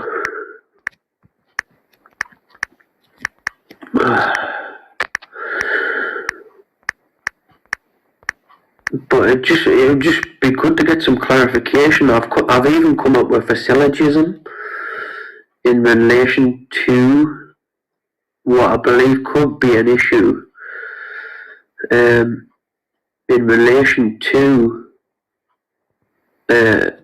Unsaved, Always Saved. He goes on Praise the Channel. Is that Layman's Seminary? That's not Rob Reed, is it? Or is it Rob Reed? Layman's Seminary. I can't remember who it is. Really cannot. No, not Rob Reed. Layman's Seminary. Don't know. I've messaged Praise anyway to try and arrange some discussion with anyone. I'm not bothered who it is. But just hopefully it's someone that knows OSAS well. Because I don't want someone that is just new to understanding OSAS. I want someone that understands it well so that I can make sure that these contradictions are either true or false.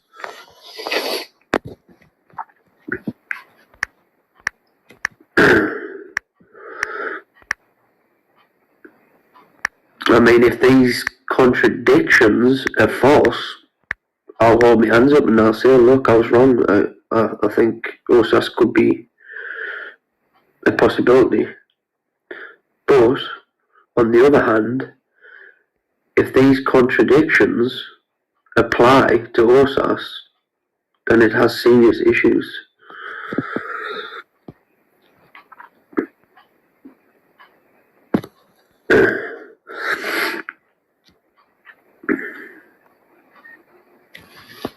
And I did actually ask Kevin one of the questions, and the contradiction actually does fit with what Kevin actually answered. And Kevin's answer was, I asked him if I could choose Lucifer and to go to hell. And he said no, if I was Osas. So that would be part of the syllogism contradiction that I've brought up. But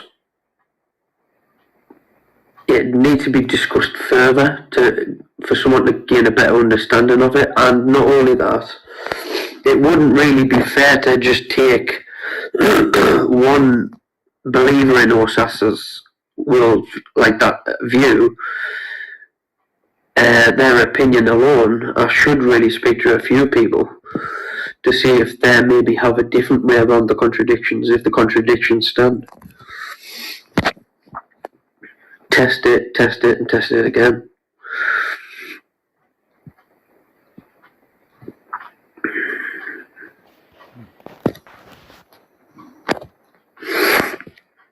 But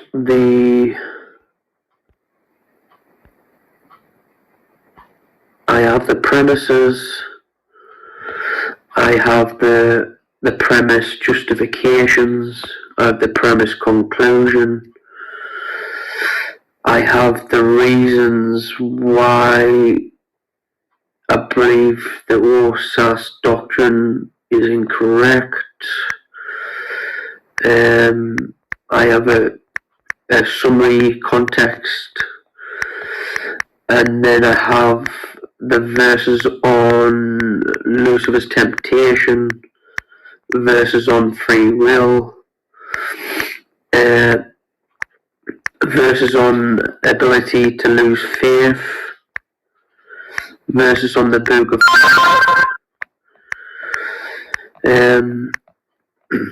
and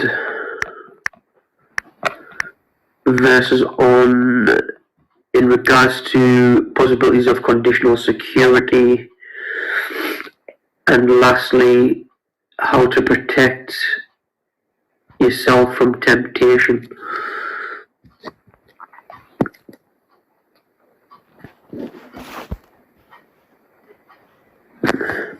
Yeah, I'll message him on Discord and ask him who he is. I just can't think who it is. I've definitely seen him on there before, and I think I've seen him on here. I'm unsure, but I just can't think of his real name.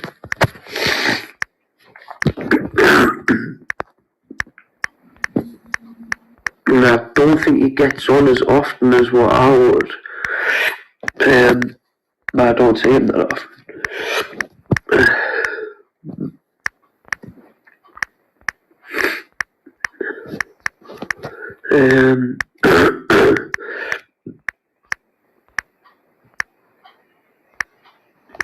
So I could go give the syllogism, and then you might have a little idea, and then if you do speak to anyone, you might be able to pass it by them, and it might entice them to want to speak to me. If you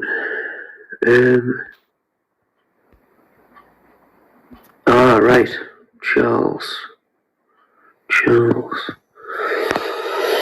and he goes on SFTs.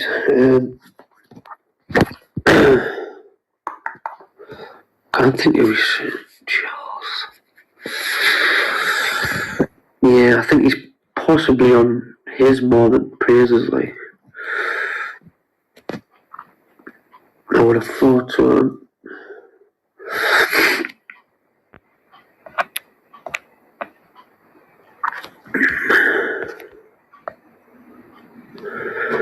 But let's go to the syllogism. So, premise 1, if Osas is true, then free will doesn't exist. Premise 2, free will does exist. Conclusion. And redemption, that as it is written, and they would slide because people don't know what I'm talking about anyway. Does that make any sense? And so that's the way I.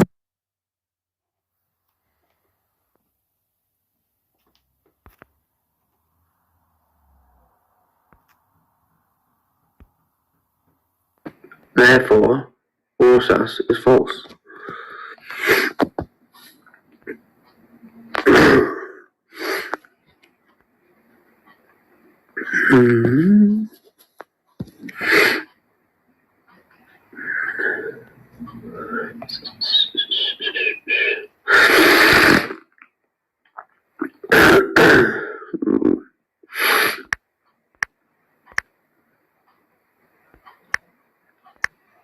Come on, someone from Rosas join. Let's get the ball rolling. Let's get the ball rolling, man.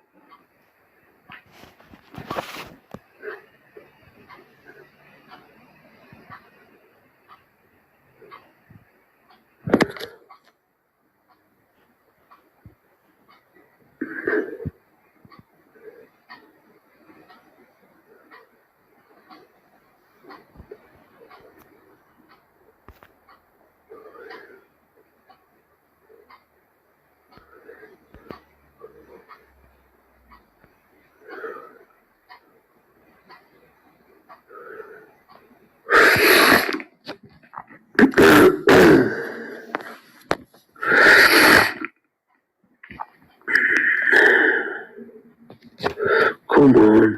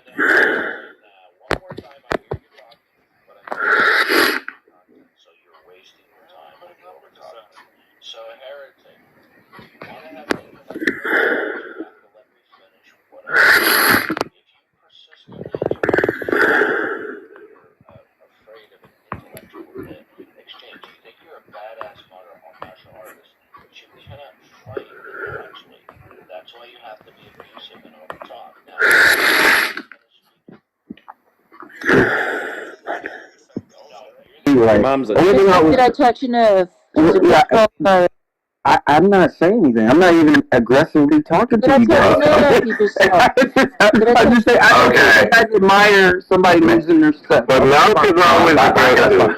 It's just Come on, back it up and keep tight to your point and just finish it. What's admirable about a person losing their shit?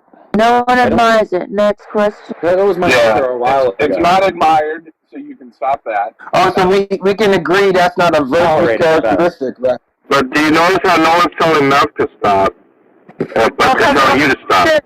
Is Mark wants to shit? Exactly, John. Nobody tells anybody to stop.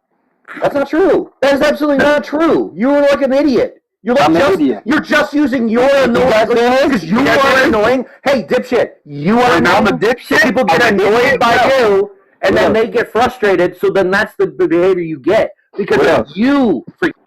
Let me. Hey, you know what? Let me tell you that my skin is black. And once you say something about my blackness, because I'm not a racist. Stupid that is. Why are you racist? I'm making fun of your character. I'm allowed to make fun of your character. That's America. Do that now? I'm allowed to. Appropriate time where okay, I won't do. I don't really understand, Cyrus, your complaint. Can you just, what is the problem? You're saying you don't like the fact that people shout at each other and get angry. Is that your complaint? This is what I'm saying. Oh my God! Can you say yes or no, for fuck's sake? This is why people get mad at you. How do you know? How do you know what everybody's thinking? I don't like being called racist. Complaint. Yes I don't or like being no? called racist. I don't like being called racist. Mal, shut up. I never called you a racist. What are you talking about? I never said that. You equate me dunking on your character as the same as being racist. Like I said, how completely irrelevant it is. Well, you brought it up. That's why I got mad. No, that's not why you got mad. You've been mad. That is why I got mad. You brought it up. No, you got mad before that. I'm starting to think Cyrus is just a troll. I'm starting to think so, yeah. Cyrus, last chance. What is your complaint? Is it that people get mad and shout and cuss each other out? Is that it? And I want a yes or a no. Yes. Right. Fantastic. Okay, why do you say fantastic? Like, as if I was going to hide that. That's what he's been saying. I don't make any sense. I don't understand why it's taken this long. What do you mean taking this long? Who doesn't see you, Aggie? Who doesn't see you? Give me a yes or no. Yes or no. I mean, you just, these little secret threats and stuff. Like, what are you going to do? I kick you out of the fucking room. What are you going to do? Because I think you're a troll. I'm a troll for asking questions? Yeah, that's what But if I cuss people out, I can be in a room. I can stay in a room and talk. Wow.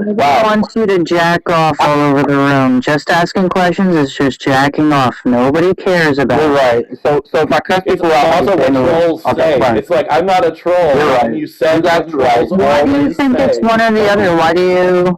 That's alright. Let me listen to people who lose their shit, and let me just listen to you guys. Kick him out of the room. Fuck this guy. He doesn't want to be. Yeah, I think you... What did I say so wrong to you guys? No, it's not. You need help. I think some people took offense. That's what I think, Saracen. No. You know, when you're talking about virtue, I don't think that people see it as virtuous because they clearly don't. But I do think that they revel in what they know is not virtuous, and so it's a sort of a blood sport. That's how I look. So we've identified the problem. I agree, John. I We've agree. identified the problem, bro. You don't like people yelling at each other. So now what? I don't like people yelling at my mom. I don't like my boss yelling at me. You don't like yelling either. You guys don't like yelling either. Stop it. Stop glorifying it like it's something to be virtuous. It's not virtuous. Love being mad. It's a person that you don't need to follow. A person who loses their self-control should never be a leader. Should never be a leader. Who is a leader here? This is a clubhouse stage. What do you got shoved up your ass right now that you can't, like... Why are you fascinated with my ass? That's a good question. Why are you fascinated with my ass? If I said that to you as a woman, you know how sexist that would be? You know how sexist that would be? Well, Squish is a guy, so shut the Could you say that at a job place? Can you get rid of him, please? He's just looking for something to be offended about, guy. Yeah, so you're just gonna latch on to anything that we say. If I say something sexist to you on your job, hey, dipshit, Squish is a fella, so who cares what you say? Right? You don't have to. Because you're just going on a rant about sexism. We're not talking about that. Gender's stupid. You're the dumbest. Everything you say just sounds like a troll to piss people off, Cyrus. It really does. How would I know what pisses people off? I don't know. I don't know you guys. Turned to this exact position. I don't know any one of you. How would I know who you are? I'm sorry, this guy's speaking over you. It's ironic that his question coming in was with regards to whether or not, how it's good to constantly be yelling at each other. It's exactly where we are right now. So first of all, why do we glorify it? We have literally made this, case study A. Yeah, well, that's my fault. Well, look, I gave... Thank you for taking responsibility for your part. Shut up. Yeah, but I would say it's good. Or go ahead, Shut up. Eddie. Shut up. I gave Cyrus some constructive criticism. Told him why people get frustrated with him. I don't think he took it on board. Maybe he did. Cyrus, if you don't want people to yell at you, just be honest. You don't come across as an honest interlocutor, and that's the truth. But he wasn't talking about himself, Eddie. And the way you talk now, just makes you sound like a troll.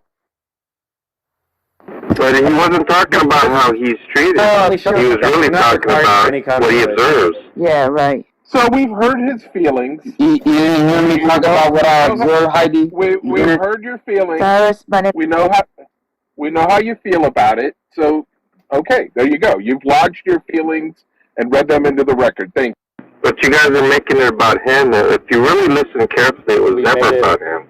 Oh, is it about him? You guys made it about him. Is it my fault? Am I not him? The community? No, you guys turned what he said and try to pretend that it's about him. The accusation is that he is the common denominator and being screamed at. Yeah, I agree. No, that's not what. I don't agree. Here's the thing: when I talk to somebody, right, and the second they can find any fucking rabbit trail to get off of the main topic because they don't want to talk about the main topic because they can't back it up, which is what this guy does constantly. Yeah, they're gonna frustrate people. You don't even know me, bro. I've been listening to this conversation and you've done it twice. He said I do this all the time. I haven't been on this app for 7 months. What the hell are you talking about? I remember you. You're very memorable.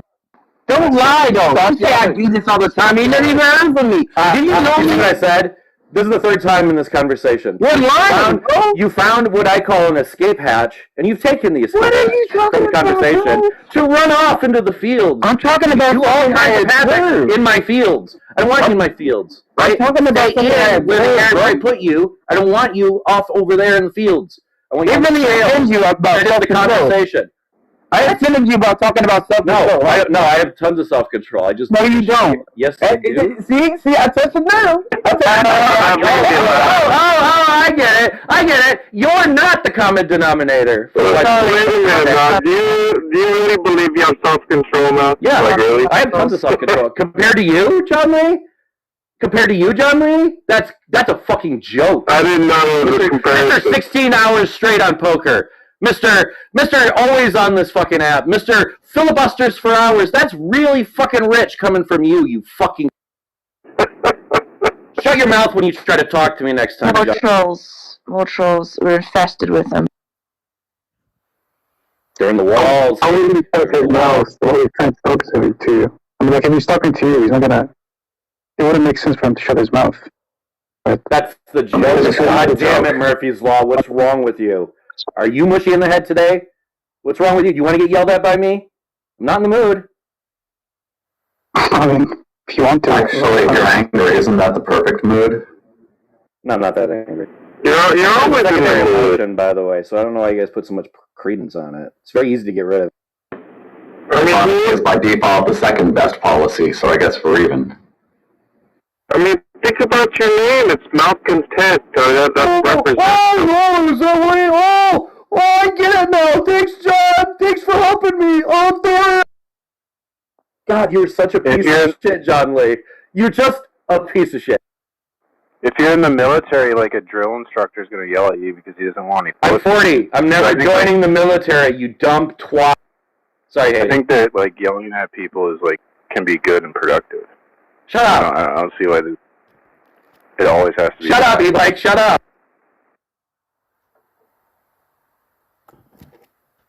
I'm feeling a lot of love in this room. E-Bike definitely likes to go off on people. E-Bike is a pile of shit. Yeah, because I believe 13-year-old pretending to be a 30. Why does anybody talk to E-Bike? Love is more stern than mere kindness. Like loving people is also about like it's discipline. It's not just being nice to them. Yeah, but you're like a bigot. Like bigots can't love. I'm not bigot. I love everyone. I think you do bigoted things. I think you do. I'm not bigoted at all. Well, if you like misgender somebody repeatedly just to upset them, that makes you a bigot. Yeah, put you in bigot category. I wouldn't do that. Well, what about this, E-Bike? Instead of bigot, would you consider yourself like intolerant? Maybe? Would you agree with that word? No. You can only be intolerant of intolerance if you're intolerant. Stupid. I'm totally fine if people want to be gay or do whatever in their life. I don't. You're tolerant of everything but intolerance. God damn it. John Lee, what's wrong with you? Shut up! No one's talking to you! Shut up, John! You don't think you're intolerant of certain views or behaviors or that you emote? I mean, I'm critical. I'm critical of certain positions, but I'm not like intolerant. You're a bigot. I don't think I'm a bigot, man. I think I'm the opposite of a bigot. Disagree, motherfucker.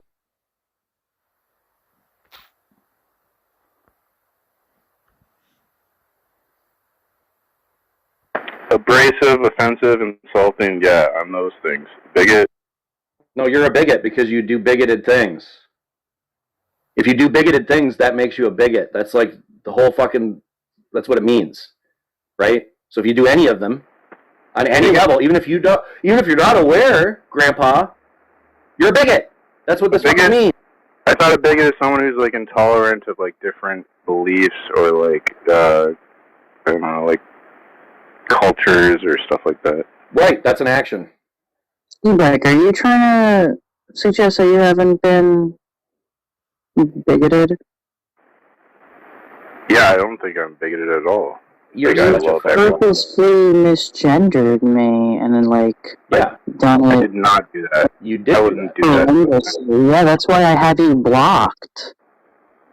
I would admit to doing that. I admit to like everything I do. You did it so bad that you got. Hold up, you did it so bad that you got James "quote unquote" confused with his dyslexia, and he started doing it. There was a huge fucking blowout about it. Why are you pretending like this didn't happen?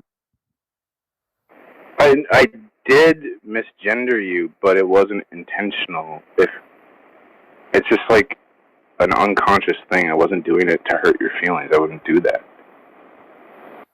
There's no. So usually when somebody says that, there's like an apology before they say like, "Oh, by the way, I didn't mean to hurt your feelings. I'm sorry." Not once did you stop during your discussion, even when I pointed it out. Did you stop to like address it or change your behavior? So I'm sorry, I don't believe you. Yeah, I can understand that. To be fair, I think E-Bike does it. Like whenever there's an accusation against him, I think he admits doing things that are perceived as bad. So just my experience with E-Bike, he wouldn't lie about. Yeah, I wouldn't lie.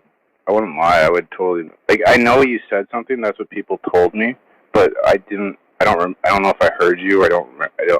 Maybe that you don't believe me. I can understand, but I didn't hear you saying like, "Hey, you're misgendering me." I didn't hear that at the time.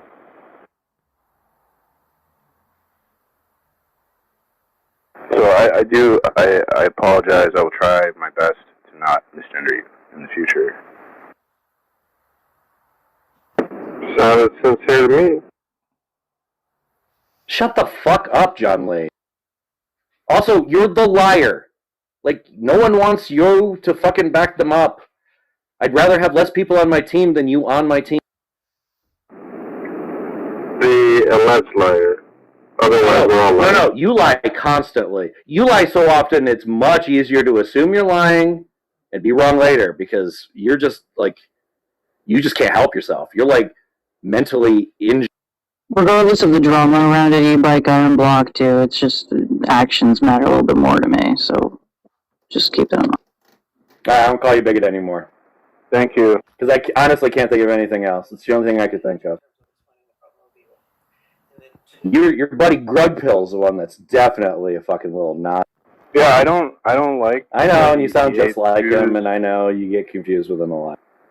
I don't like his positions. Like, I would say things he says as a joke, because it's like, the things he says is hilariously, like, ridiculous, in my opinion. Johnny Haas, you don't go onto stages, so fuck off with your, like, text trolling nonsense. Mods, can we get rid of Johnny Haas, please? He's just stinking up the chat with transgender bullshit. Or not bullshit, but bigotry. Because Johnny Haas, I don't think you're a man, and then you're going to say, I do these things, and I go, well, that's not manly to me. Hey, guy, I have a question for the room. there was a room called Jesus is Transgender, and they were actually like trying to argue that. I know someone came to the room. They were kind of triggered, I guess, and they were really going off at the room about the title. But there were actually people there. I remember Dan was one of them, trying to actually defend that Jesus is transgender. I just have a question. Like, so in other words, like, you do kind of like stand by that in a serious way? I can defend it. I don't know if I take any of it seriously, but I can defend it. I think they basically missed the larger opportunity overall. I mean, like, that's not even the real controversy. Like, that's just a generalization. I mean, like, let's get specific. Think about the real irony. I think of the real irony of Catholicism. That makes Jesus trans fat and definitely not gluten free. No, that's not what I was going to say. Because God, before he was Jesus, was genderless. I mean, it says he in the Bible. I don't necessarily think that. Brilliant. And then he becomes a person. Persons have genders, so then he adopts a gender. There you go. That's great. And then Galatians 3:28. There's no male or female. We are all one in Christ. The transgender Jesus. Adopting a gender doesn't make you transgender. I said I could kind of defend it. Changing your gender does. So if you go from non-binary to something else, that's a change in gender, regardless. So like, yeah. That's why people who are non-binary consider themselves part of the trans umbrella. Yeah, died as a man. Don't you think? That's the only way I could defend it in like a serious way. There might be other ways, but now that girl read a definition about other than what one is born, right? And so well, then that got a little tricky. You guys wasn't born; he created himself. You guys didn't like that definition. I remember. Well, John Lee, you're just trying to like stir up nonsense because you think that like people are going to get like really upset because I'd like to make people upset. Wait a minute. I'm trying to get people who think that Jesus is transgender upset? Really? No, you're just trying to talk about controversial topics so people get upset. Well, I'm definitely trying to talk about a controversial subject. Clearly, to me, it's controversial. Well, right? I don't think it's that interesting. I'm just addressing the points that were made. What if Spider-Man was born this way or that way, and then they write a comic? No, I'm just trying to bring up a substantive point that the woman made, of which it was an actual definition she found, and that she read off, you guys were hand-waving the definition because it didn't align with your narrative. No, see, the comment at the end is like, well, they got upset then, why aren't you getting upset now, or some shit like that. That's what the backhanded comment is. No, I did not say that. Feeling. I was almost done. You're trying to see if you could stretch the feeling of frustration. No, you're signing motivation. Are you joking? Are you joking? You started talking over me when I got to the meat of what I'm doing twice in a row. Is this deliberate, John Lee? Do you think that works on someone like me, the babbling psychopath? Do you really think that works on me? Goofball. Well, you made a comment. I can go down the path you want to go down, which is just chaos. If you want to finish something, go ahead. I'm accusing you of bringing it up to stir up them old feelings so that you get some good old trans frustration up in this room and that people start yelling at you about being born and blah, blah, blah. That's the accusation. Deal with the accusation or don't, dipshit. That's what I said. Yeah, but I didn't interrupt that because that's the fourth time you said it. I responded to what you said, and then when I responded to it, you said I'm interrupting you. Only to repeat. I thought there was something else, but clearly you just repeated what you said from the beginning. John Lee, I can go on forever repeating myself, and I think you can too. Shut the fuck up and answer the question. Well, my only is that why you did it? To stir up them old angry feelings? Is that why? The answer is no. Or no.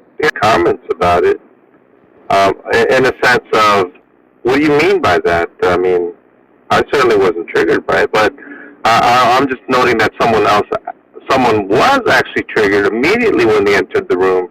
They were really going off very emotionally and making accusations of the people in the crowd, the creator of the room, that kind of a thing. Maybe that's what you guys wanted. I don't know. And then And then when you try to respond substantively, she was going off even more. And then she started basically, just pulling out some names. Yeah. Oh, okay. Yeah. So you know what I'm talking about. Yes. So there's a level of right at the same time as realizing maybe, just maybe, you are not the target audience. Well, I mean, I'm certainly don't feel targeted there, that's for sure.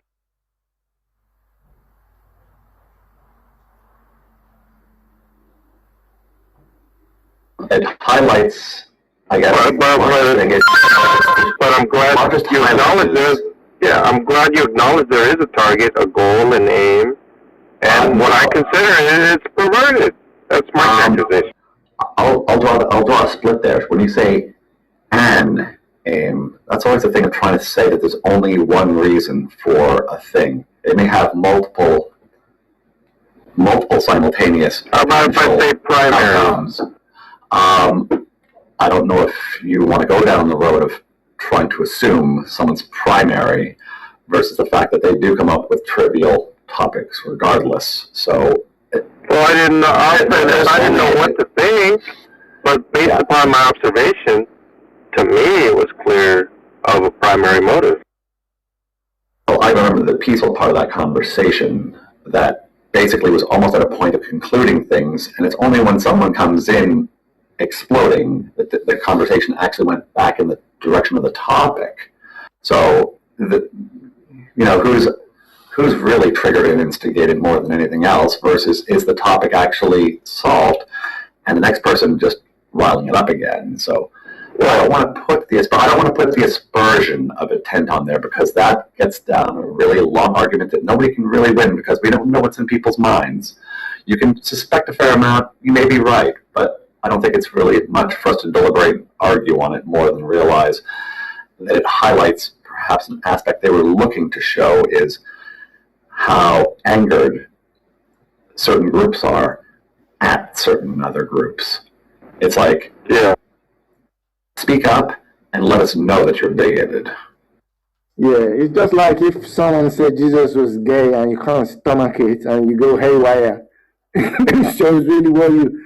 it's closer to that Jesus was gay, because you have to bend scripture around and play with language and stuff. Yeah, that kind of thought experiment than it is. Yeah, and the people doing that would probably know that's another difference. This is what they do all the time. You know the difference between induction and composition fallacy?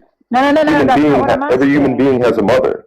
That's I'm what they say. asking how they support the first premise. You said there was support for it. I'm asking. Yeah, and I'm explaining it to you. No, you're not. If you look at, give me a question. If you look at, because you don't know the difference between induction and composition fallacy, which is the point. No, this is the whole point.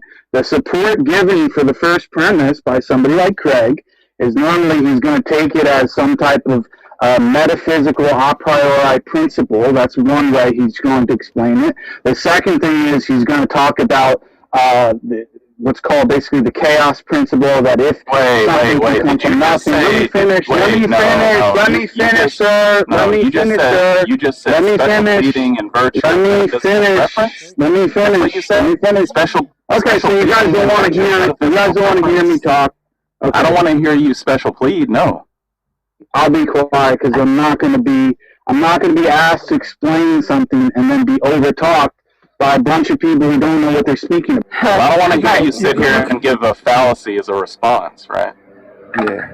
I just don't know how. One at a time instead of going on 3-4 points. How about we let him make the fallacy and then you can go ahead and dismantle it and tell him how it's fallacious. So you said the support was a priori metaphysical knowledge or something. I don't know how it can be a priori. Yeah, but this is what Craig says. I'm not saying that works or that solves the problem, but this is what Craig says. Maybe the metaphysical principle eventually fails and there are objections to it, but there's a way he can say it in which it wouldn't be straightforward composition fallacy. So, and that's what he did. Yeah, think about what he's saying. Yeah, you have to take the metaphysics, which is insane. Well, that sounds like Yeah, question I begging. didn't buy it eventually. Hang on. Ultimately, I didn't buy it. Yeah. Sounds like question begging. If Ultimately. If you're saying it's metaphysically the case that everything, including universes, have a cause, and then his conclusion is, and then his second premise is the universe began to exist, therefore the universe had a cause, but his support for premise one is that universes, have a cause. I don't see how that's not question begging. It's like saying, please accept my metaphysics so the argument goes through. Why would anybody do that? If you've ever had this argument with people who are like not as technically versed, that's the first thing they'll do is jump to examples of things beginning like every human being has a mother. Where did you come from? Did you come from your mother and father? Where did the universe come from? Like that's clearly the way people are making this inference. It's amazing how you ask Jake a question. He's in the process of it. You don't want to hear what he has to say. You just want to have an echo chamber. This is common. I mean, am I wrong here? No, he was probably going to mutter more fallacies, right? I just wanted to call him out on the first one. And yes, John, you're always wrong. Yeah, and Jake was making 3 or 4 points, stacking them on together. He could have stopped after making one and let that be addressed, right? That would have worked. You asked me what the evidence was for the first time. I was explaining to you what it was, given what Craig says about it, and I was interrupted. That's what happened. Fair enough. You're interested. The first Yeah, thing but you said was it Jake Kyle. Like, you're putting this on the table with such a fervor that it seems like you think it goes through. Because So why the fuck would I accept? So why the fuck would I?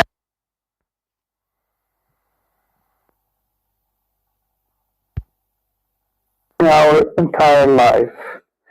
And many people don't know this. And if you are not predisposed to put all your bias aside, and I know you have a lot of bias because you constantly rant about the God of the Old Testament, and you know that the God of the New Testament, Jesus Christ, has a lot to do with the Old Testament because he is part of the triune God. He's also Yahweh, I am. So if you start with that premise that you do not want actually to worship that God, then you start already with the bias that whatever evidence is provided to you, you will try to find reasons to deny the evidence. And I think I can provide you whatever evidence you want. You will always find reasons to deny it, which is what I constantly see atheists doing. And I don't think that this is intelligent because, as I said previously, it's your eternity which is at stake. When I was 15, I was actually looking to solve a problem because I was in depression. And I was seeking God. And my depression went away. And I had no prejudice against this God.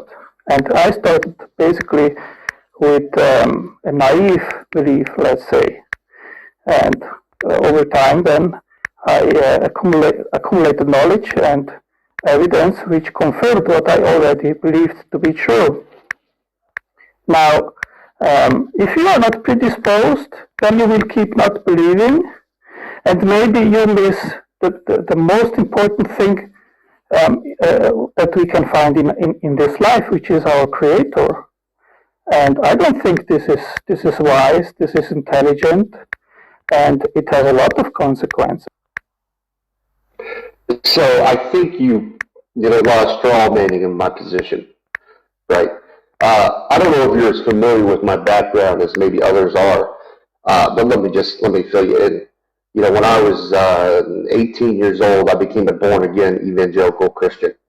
Went to church 3 times a week, where we basically mostly did praise and worship, right? And there was a 30-minute sermon. And I also did Bible studies consistently, right? I would go home and I would pray literally every night for like 2 hours, listen to Christian music, pray, worship. Not pray for me, not pray for my family, just praise and worship of God, right? And I did it in secret, like Jesus told people to do. I actually followed what Jesus did, not perfectly. I wasn't a perfect human being, right? I tried to follow what Jesus and the commands of Jesus were.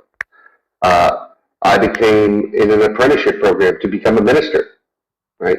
So I didn't have all these presuppositions about the Bible and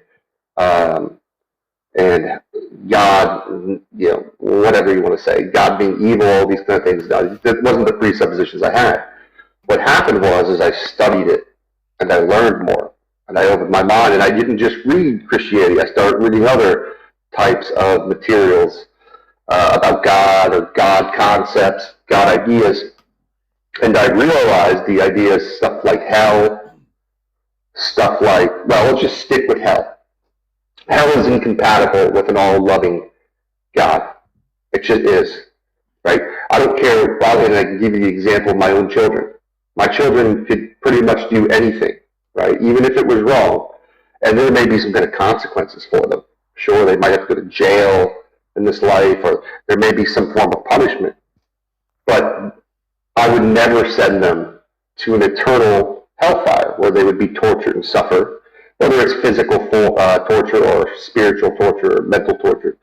That is incompatible with love, right? Because when you love somebody, when you really love somebody, and especially, right, a lot of the problems we have as human beings is we don't understand, we can't read motives. We can't read people's minds.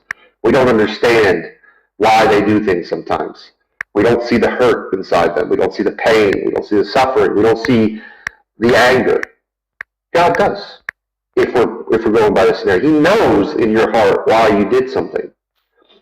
And if literally the only thing that what I've heard so far is just you should be afraid of hell, and then a straw man of what my position is, like that's just not a convincing argument for me for why Christianity is true. Yeah, I think that even if someone would prove to you that Jesus is Lord, and I think that the proofs are actually there, even physical evidence, okay, I think that you wouldn't change your mind and worship God because of these reasons that you are exposing. So your problem isn't, it seems, the lack of evidence that Christ actually was who He said to be. It seems that your problem is moral, that you think that God is immoral. And I think that is not true because you have a limited understanding. This is a topic we already talked about, and I already gave you my view on this.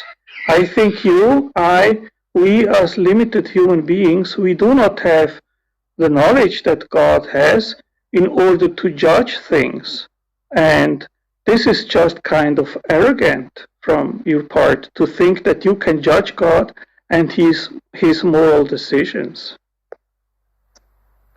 When you say I don't have some form of particular knowledge that God has, what are you referring to? What kind of knowledge would make it justified for someone to send someone to eternal suffering simply because they didn't accept Jesus as their Savior? But, you know, Skylar, as you just confessed right now, you have studied the Bible, you have been a born-again evangelical Christian.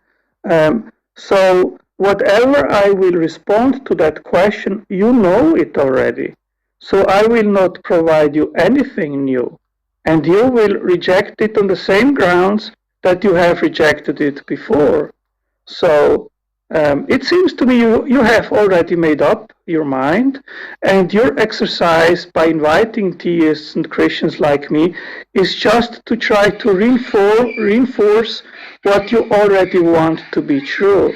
It is not an attempt really to move camp, because actually I think all these invitations which I see here in Clubhouse of atheists that want that we come to have a dialogue and to try to convince them that God is real and that Christianity is true, is not with the motivation actually to change camp. It is with the motivation to reinforce what you already want to be true. And if I would be an agnostic, a nihilist, or an atheist, but wanted actually really to seek what is true in non-biased manner, then I wouldn't, as a first address, seek dialogue with theists. I would make my own investigation in the internet through Google and then make up my mind. I would read the relevant literature also in regards of what actually hermeneutics has to say and apologies in regards of these issues that you constantly bring up, like the supposed atrocities committed by God in the Old Testament, and actually really carefully read what the defense side has to say. But really, it seems to me you have already made up your mind, and all you want is just to reinforce and to confirm what you already held as true. So what I've heard, instead of an argument for Christianity or answering my question, was just a bunch of opinions about me and how you feel about me. Which I'm not sure why you would come in a room just to tell me your opinions about me and why you think I am a certain way. Right? What I did here was a dodge of the question, which was a fair question, I believe. I don't think it was an unfair question or a loaded question. You know, and I'm trying to ask you questions that aren't related to necessarily violence in the Old Testament. I think that you, once again, have straw man. I don't know if you can call you straw man, but you've definitely misrepresented what I've studied, who I've spoken to. You know, we've had lots of people who have PhDs that are, I've had debates with people who are Christian theologians. You know, we had Paul Copan on our show, who wrote God is Not a Moral Monster, the guy who most Christians for the longest time was using his book in order to defend the atrocities of the Old Testament. And I think also I am a God believer, right? And you're giving me this attitude as if like you just don't want to believe in the Christian God. Well, I don't have a reason to believe in the Christian God. Now I have reasons for believing in my personal God. All right. And you constantly, and like many other theists that I talk to, Christians, when we're having these conversations, right? You guys make a bunch of assumptions about me. You guys bring up atheist all the time. I'm not an atheist. As if like you talking to an atheist is the same as talking to a God believer, theist here. And I find it disappointing, Angelo. You're getting the opportunity. Maybe it's just not even me, right? There are other people listening in the audience that are Christians or maybe may become Christians, right? That you could answer that question for.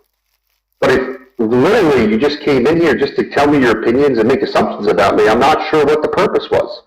And I will say anybody listening on Clubhouse, if you'd like to come and have a discussion with me, you just have to raise your hand and I can call you up. So I would love, Angelo, if you could answer my initial question, right?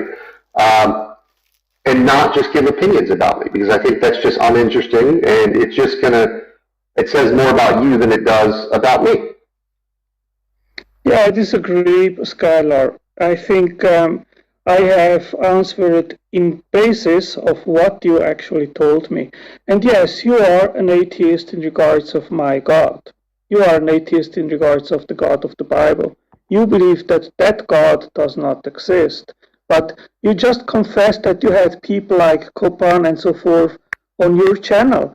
And they are certainly and probably more qualified than me, and probably most of all those people which potentially will come up to have a dialogue with you. So you already had these dialogues, you have not changed your mind, and you keep asking these questions, which precisely confirms exactly what I suspected, and it seems to me that is the case. You are not looking actually to convert to Christianity. Can we stop the opinions, Otangelo? I asked you not, Otangelo. I asked you not to just give me your opinions on me. I'm not interested in your opinions about me personally. Okay, so I will ask you very directly here. Okay, you can ask me a question. If I prove you with empirical proofs that Christ is who he said to be, will you surrender, repent again, receive him as Lord and Savior, and then start following him? Yeah, if you could show me that Christ is God and God exists and that he's the true Savior? Of course I would. Okay, but the thing is that I asked you previously, what is the burden of proof that you expect that would have to be met in order to take that decision? I didn't see a clear answer to that question. I would just like anything. I mean, just give me a good argument, give me a philosophical argument, show me the evidence. I don't want to pigeonhole you to a specific thing you have to give me, because all types of things have changed my mind in the past. Other Christians have changed my positions on Bible verses when corrected, right, about things. So, like, you just give me whatever you think is going to be a good argument, or if you're going to show me particular evidence that Jesus really is God, and I'm happy to go with it. So, yeah, you see, Skylar, I think you are a Dutchback, because I asked exactly the same. No, you're not going to do this. You're not going to just give me opinions about me, Angelo. That's not fair. I'm not Angelo. You're not going to give me opinions. Question to Dan Barker just a few days ago, and he was very clear. He was very clear, very precise, and he said to me, it would have to happen this and this. This would meet my burden of proof, and I would become a believer. So at least he was honest. But you are not. Call me a liar. Hold on. Now you're calling me a liar, right? When I just said I'm open to anything you want to present. So I could right now start telling my opinion of you and what you're doing, but I'm not going to, because I don't want to make this about opinions. Okay. So make an argument or stop. Okay, I will give you an argument. Would a picture of Jesus from 2,000 years ago convince you that he was real? Cameras didn't exist 2,000 years ago. So no, I would know it was fake. I am talking a supernaturally generated picture of Jesus Christ right after he was crucified. How would I know that it was supernaturally created? In this hypothetical? Because science would investigate the picture, the artifact, and wouldn't be able in any case to find a natural explanation or from a forger that it was made by an artist or something like that it would be a painting or something like that. So, because the scientists couldn't find a natural explanation for something, therefore we would know that it was supernatural? It seems like that's the argument you're making here. Yes. Well, that's not how science works. Like, there are all types of things we can't explain, but it doesn't mean that God did it. Okay, I make the hypothesis that we have a picture of Jesus Christ right after he was crucified, with all the signs of the crucifixion, with all the flagellation from the Romans, with the piercings and so forth, which matches 100% with the Gospels. And my hypothesis is that science is not capable or able to demonstrate that it is a product of an artist.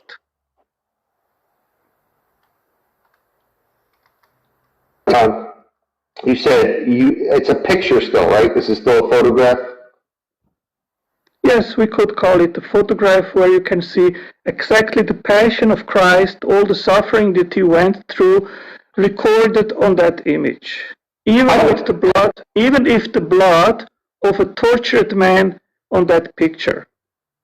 I don't have a problem with the idea that there was a man named Jesus of Nazareth who was crucified. It doesn't make him a God. Well, the thing is that you have a supernaturally made picture of the event of his crucifixion. That is evidence of a miracle, actually. That would be an empirical proof which you are demanding, or no? Well, if we, in the hypothetical, say that it's a supernatural photo, well, now we have something outside the natural world. So yes, within the context of your hypothetical, you've defined it in a way to where I have to say yes, because it's now supernatural. Right. And that's not real. And I gave you a scientific hypothesis which can be falsified. So I give you something which I say this is true until proven otherwise.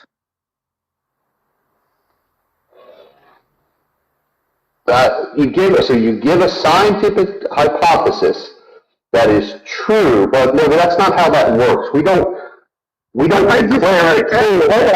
I give you the evidence. I give you a picture of Jesus Christ crucified with blood, which is from a tortured man, and with other evidence, I give you evidence that that picture, that image, that artifact comes from Jerusalem, because there is pollen on that picture, which is only from plants which come from the surrounding of Jerusalem.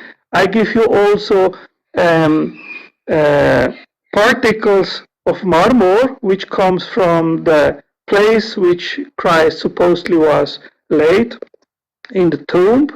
And I can give you many different other lines of evidence which demonstrate that this is a real artifact from 2,000 years ago and from Jesus Christ, because it matches with the Gospels. And my hypothesis is that this artifact, this picture, is true, it is real, it is a supernaturally made artifact until science can disprove this hypothesis. Well, there's a couple of problems here, right? There's no such thing as a supernatural picture, right? And if it was supernatural, then by definition, there's something else. Hold on, we're having a conversation. I only interrupted you when you were talking about my opinion was. And if I start doing that to you, you can interrupt me. But I hadn't been given my opinions on your personal behaviors and what you're saying. So, you're asking me, is there a such thing as a supernatural, well, how do I know there's no such thing as a supernatural picture? Well, first, you just create it in a hypothetical, right? If you're asking me some hypothetical, like, how do you have absolute knowledge that there's no kind of supernatural pictures? It's like the same idea of saying, how do you know you're not a pink unicorn and shits ice cream every Thursday on Mars? I can't absolutely know that that's not really what I am, and this is just some kind of crazy LSD trip. Not the point, though, right? So if you have all these, we're going to take that picture out because I think it'll make more sense now with all the other things you're arguing. So the other things you're talking about, archaeological type things, right? Well, like I said before, I don't have an issue with the argument that Jesus Christ was a real person, or Jesus of Nazareth was a real person, and that he was crucified on the cross by the Romans. That's fine. And the last thing I'll say, and I'll let it go back to you, right, is we don't stop at a hypothesis, right? We test and come to a conclusion.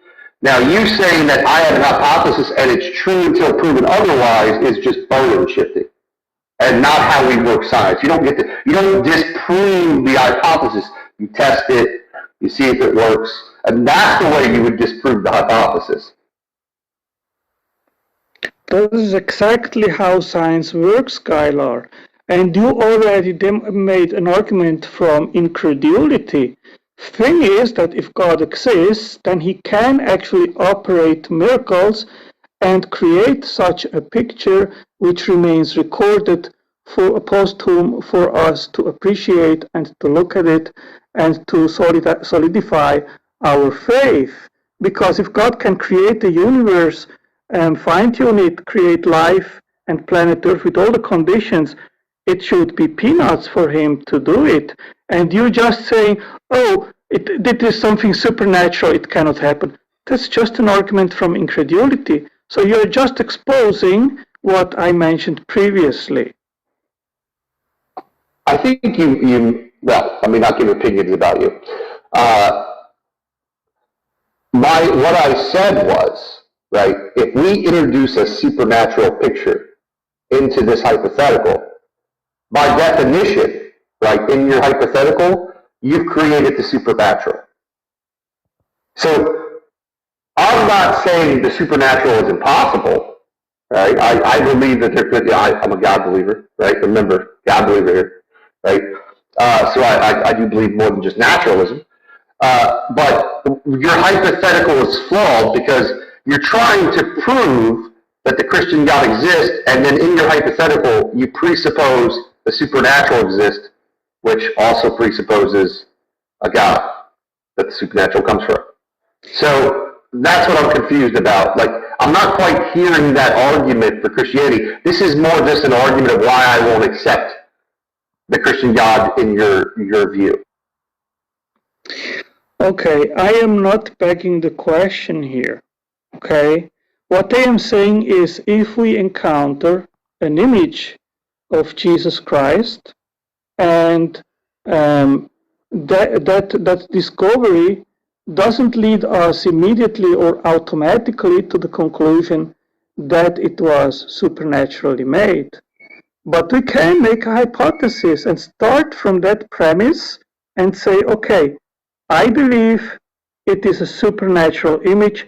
Let's test and investigate it and see if it withstands scrutiny. And once you do it, and you actually find evidence that it was made by an artist in the past, then you have disproven the hypothesis. That is how the scientific method works.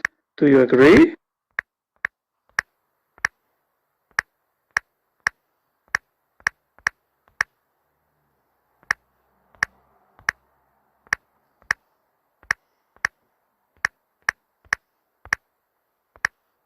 Oops, sorry. My audience heard it, but how would you test a supernatural picture in order to find out if the picture was made back in Jesus' time? Yeah, you would first look for traces of painting, of pigments. You would try to find out how that image was made. And if you don't find any traces of pigments which would lead to that conclusion, if you would not find out any explanation, scientific explanation, applying all kind of methods that are at the disposal to make that investigation, and in the end of the result you are unable to demonstrate that it was an artifact made by an artist, then actually the hypothesis withstands scrutiny. Am I correct?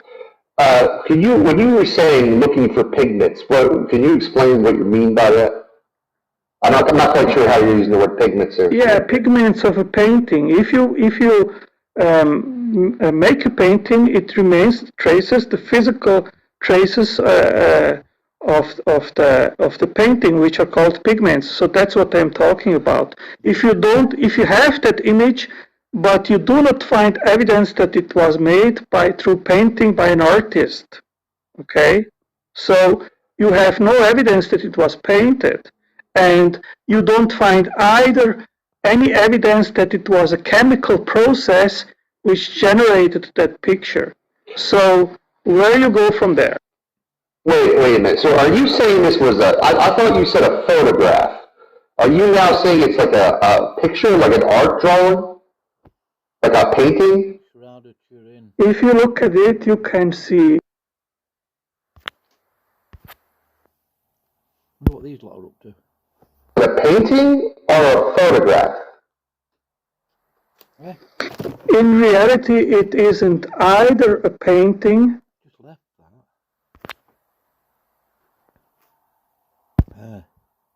Talk about it another time if you don't want to talk about it. I don't want to go around saying it's a composition fallacy if it's not, right? So I don't want to say dumb things. I've tried it. I've tried to explain it, but maybe I'm not explaining it well. You're breaking up.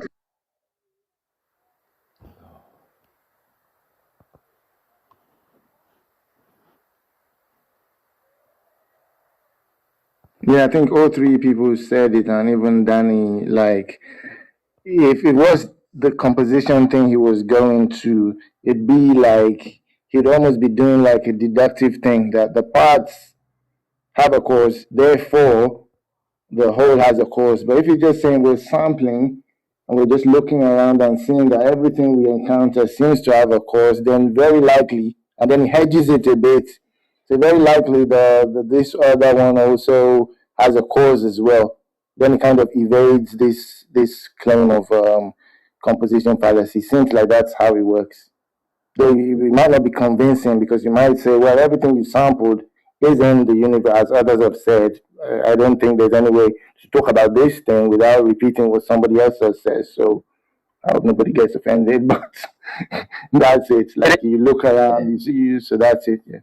Jake wants to specifically reply to this J-Mike thing, and then there's just the overall question about whether it's a composition fallacy or, and I think ultimately just, I have to look back on how Craig exactly defends that premise, but,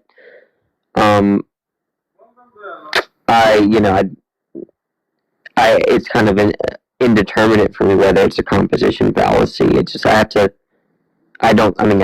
lean towards no, but I could be convinced otherwise. Someone would have to explain it.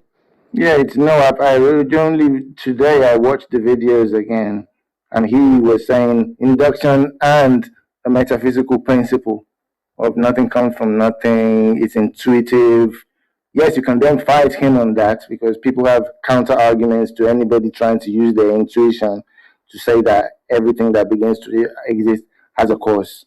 So he could be defeated on that, but at least if he's saying that it's some kind of metaphysical argument he's making, then he's not like straightforwardly guilty of composition fallacy. He's not thereby saying, well, all the parts of the universe have a cause, so therefore the universe must have a cause. That's what he would have to be doing in order to be guilty of a composition fallacy. Yeah, but there's just going to be a question about whether his defense translates to that, right? Because oh yes, this is where it gets tricky, right? Because I think I mentioned that as well. One could then say, well, what he's doing, even though he's hedging it and making it like a loose inductive inference, it kind of boils down to his sampling the things inside of the universe and saying, oh, probably the one outside as well hasn't got a cause, and it's weak at best. Even if it's not fallacious, it's a little bit weak, right? Yeah, Danny, I sent you the video in the back channel where you can see what J-Mike said and you can see what Craig says in the actual video that you're referring to. Okay, thank you. Hey, Danny, how many times have you been in a conversation with a Muslim or a Christian and they ask you, well, where did you come from? You have a mother and a father, right? Yeah, I get a worse question. I get something like, if I say that I'm an atheist, if they find out, they ask me, what do you believe in then? I just don't know what to do with that question. It's very similar, yeah, that happens a lot. Yeah, but that clearly commits the composition fallacy. They're saying because we have a mother, the human race must have a mother, the universe must have come from something. Yeah, some of Craig's people, I wanted to say minions, but I don't want to be offensive. Some of them go out trying to defend that first premise, and they're not as nuanced, and they might straightforwardly commit the fallacy of composition. All Craig would try to do is to hedge his wording so that at least on the face of it doesn't come out like that. So can someone, have you guys already talked about what his actual argument is, if it's not just mere induction? It's metaphysically a priori. Yeah, something like that. He said, just look at things like nothing, it looks like nothing can come from nothing, and blah, blah, blah. Yeah. Should be. I mean, that just sounds ridiculous, right? Like, I don't know, is it just appealing to our intuitions, or? Yeah, Wouldn't our intuitions be based off like what we see? Like we have an intuition that nothing comes from nothing because we've never seen it, and we've seen lots of things come from other things. I mean, yeah, Craig is doing what Jake would call dad bod theology, right? He loves that term.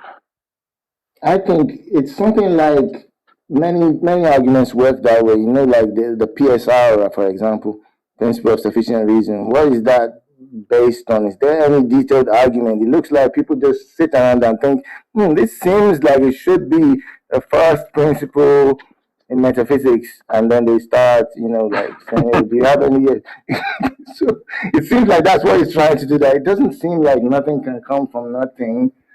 Anything can come from nothing, or something like that. And so it means, it seems to him that must be a good principle to follow.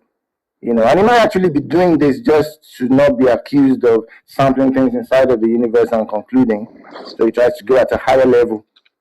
So can we all agree though, if we just meet the average theist who uses the Kalam and their justification premise is one is just like, look around you, this is how things work. We'd agree that's a composition fallacy, right? Can we, if they're using induction? No. Does anyone else disagree? I just want to see how wrong I am. No, I If think everyone that's agrees with me. exactly right. Okay. I also disagree. Eileen, no. Who said Eileen no? Danny? Danny, Danny, me too. Okay, Danny, can you explain it to me? I don't really have a dog in that. It's just I always assumed it was a composition fallacy, but I'd like to hear why it's. Well, like I said, I mean, I could be convinced otherwise. I might have a different view of what a fallacy is going to look like, but like take certain fallacies like an appeal to authority or genetic fallacy. Like if John Lee says something, it's likely very wrong, right? Especially about philosophy. Now, is that a genetic fallacy? I don't think so. Even though I'm saying something like if John Lee said it, it's very likely false. You know, and so it just depends. Now, if I said something like, well, if John Lee said it, then, or if I said something like necessarily if John Lee said it, then it's false. It's a lie. The fallacy kind of creeps in. But I don't think that would be a fallacy with John, though, Danny. I would support that. I think you're giving me like a technical answer about like what fallacies are or something. Yeah, but that's not really what I'm trying to find But the out. point is that if it's induction, then we're just like an inductive inference. If for every time John Lee says something about philosophy, it's wrong, right? It'd be weird for someone to say, well, that's just a genetic fallacy. And the same way that if Craig is saying there's a difference between these two statements, right? Well, for everything that I see, and it so happens that everything that I see is part of the universe, has a cause. Well, then the whole thing has a cause. That sounds like a composition fallacy. But if he's saying something like, if he's presenting it in some kind of inductive way, right, like, you know, in a probabilistic way, then, you know, then it's going to look like something like, at worst case scenario, I might be misunderstanding Craig. You know, if a structure is made of metal, it's likely a durable structure. That is not the composition fallacy. And if Craig is doing something like, for every part of the universe that I see, there's some kind of causal explanation to it, so it's likely the case, in conjunction with some metaphysical principle or whatever, it's likely the case that the universe has a cause. I lean no on that being fallacious, in the same way that I would say lean no that it's not a genetic fallacy to say that if John Lee said it, it's likely false. But I can be corrected. I'm open-minded.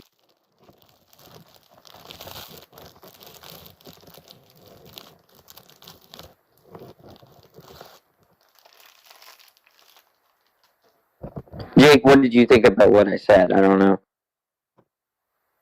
Yeah, I think that even reasoning from part to whole sometimes, I guess what you're trying to say, isn't always fallacious. That's the gist of what you're saying, correct? Yeah, well, if you're doing it probabilistically, right? Because if I just told you, hey, I have an item in my house that's made of iron, right? We wouldn't want to say that if you thought it was likely a durable. Now, you're not going to say it could. You could say that the fact that you think that it could be a non-durable item, right, kind of makes it so to where I don't think you're thinking fallaciously when you say, well, it's likely a durable item. What if everything in your house was made out of tissue paper, right? And you notice that when the wind blows, the tissue paper blows around. So you conclude that that's how your house also acts. I mean, I think that's a better analogy than saying it's all made out of. But if we're just, I mean, it depends on how you're framing it. Look, if an item or a house, as you're saying, is made of tissue paper, then if someone said, well, it might be the case that my house is blowing in the wind, then, you know, they could be wrong about that, but, and they could admit that they could be wrong about that, but I just don't see that as fallacious given the way I've outlined, you know, probabilistic thinking from, like, giving some kind of fallacy. If you got tissue paper, I said the house isn't made of tissue paper. The house is made of bricks. Everything inside the house inside is made of tissue paper. Well, then, right. That is, and the fallacy would be saying because things inside the house blow in the wind, the house does as well. Right? That's the composition, and I think that's what the Quran is. I mean, they're bad inductive inferences, though, right? And it seems like that's just like the reason why that sounds like I agree with you is because not only does that sound like a composition fallacy, but it's also a bad inductive inference that I don't even have anything in my set of experiences that if something flimsy is inside the house or the contents of a house are flimsy, that the house is likely flimsy. That I have no inductive support for that. I think what Craig will almost need would be for him maybe to witness a God creating other universes and them beginning to exist, something outside our own universe. And then he can say, look there, you know, from we see these universes begin to exist. Maybe ours also began to exist, you know. But he has, so even if he's using induction, it's a very weak thing that doesn't really work properly. It's almost like the tissue argument. Even if the house was made of tissue, it still wouldn't be really good. But one thing I do remember is that when you make an argument like that, you have to argue to say that there's some transferability from the parts to the whole. For example, I think Craig himself used this argument of, let's say, the bricks of the wall were brown, right? And then you can then end up with, if someone made an argument saying that the whole wall was brown, and now they'll be correct. But that might be because they have another separate argument of how they can show that the properties of the parts transfer to the whole. So you wouldn't need that separate argument to be made, which wouldn't be... I think what Soli is saying is probably valuable in the chat. The idea is that where are you reasoning from, right? So if John Lee said it and it's wrong, and you're saying that, and the reason why you think it's wrong is because he said it, that is the fallacy. But if you're saying what John Lee is saying is wrong, John Lee said it, and then you make the inference that therefore it's wrong, but your reasoning stems from an induction, like that your past experiences, that's not the fallacy. So it depends on where the reasoning is coming from. So if Craig is saying something like, if he's kind of reasoning from a part, I guess, like rather than you know, that in virtue of it being a part of this whole, that property carries over to the whole, you know, that in virtue of, in other words, in virtue of this property being a part of the whole, that the whole has that property, there's the fallacy. But if he's saying, so he has to we have to be sure that he's not saying that, or that what he's saying doesn't amount to that. Yeah, he made sure to actually clarify that. Oh, I'm not saying that. I'm not saying, no, the parts of the universe have a cause. Therefore, the whole thing must have a cause. I just want to clarify, I actually misspoke. I should have said everything inside the house is made of tissue paper, but not that the house is made of brick, but we just have no idea what the house is made of. And we're assuming it's also made of tissue paper. That's what I should have said. So I think the idea, so if we take that example, let's say someone was trying to make that argument, you ask, okay, you believe it's made of, the contents of the house is tissue paper. Yeah. Now we're wondering whether the house is flimsy. Correct. If someone were to think that, well, it's flimsy in virtue of one of the parts being flimsy, there's the composition fallacy. Whereas it's a different kind of reasoning if you were to say, well, look, in my background knowledge, every time I look at the contents of a house and their flimsy contents, I then find out that the house is flimsy too, then I think you've escaped a fallacy. Right? Yeah, Because but then there's you're no not- way of knowing. How can you find out what the house is made of? Right? It's impossible. No, the point is that the point is that in your experience, every time you've examined these contents this way, then there's something else true sort of next to that, right? There's some, for all F's, there are G's, right? If your reasoning is, if your inference is coming from that, I'm going to have a hard time seeing it as fallacious because it's just, you're arguing inductively, you're arguing for all F's, there are G's.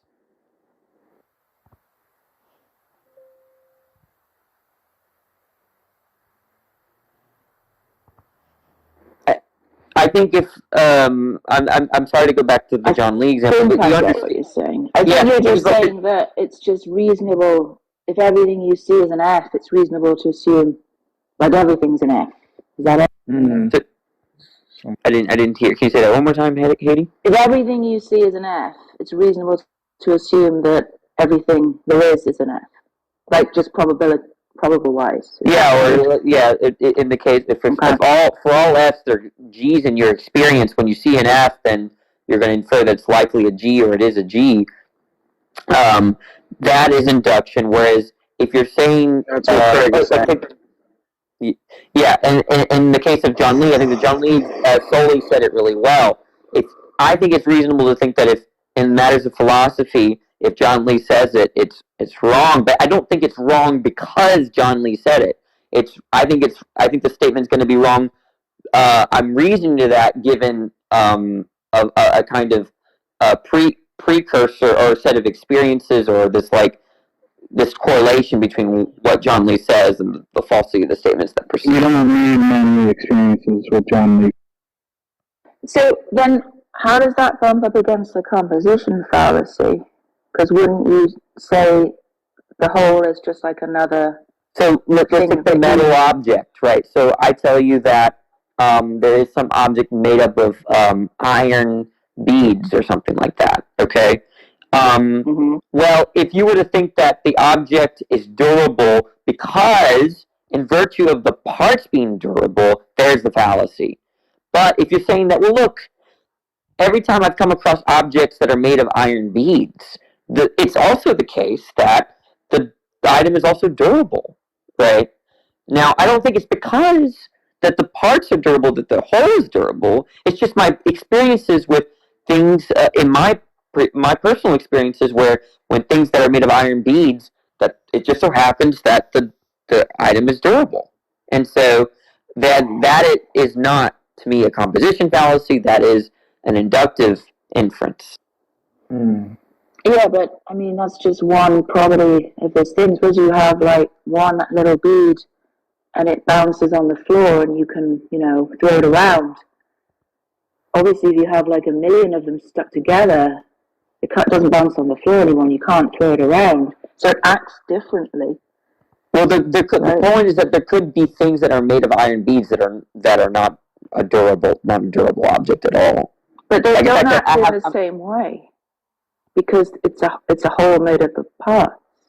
Maybe I'm not using a good example. Maybe. The point is that we could be in a world where everything that's made up of iron filings or iron beads or iron atoms so happens to be durable, but it's never there is going to be possible worlds where things are made of iron, but they're just not. They don't have any integrity. Like I have actually a bunch of iron magnet beads, or that thing is flimsy as hell, right? Like take aluminum foil, right? If made of a similar kind of I think it's aluminum, but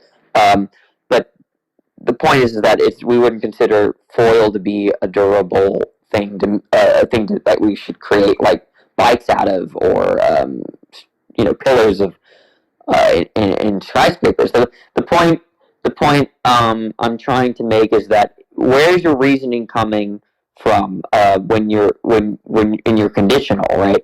Is is it coming from, hey, because of the part has that property, the whole has that property, there's the fallacy? Or is it coming from your background experiences with these sorts of things?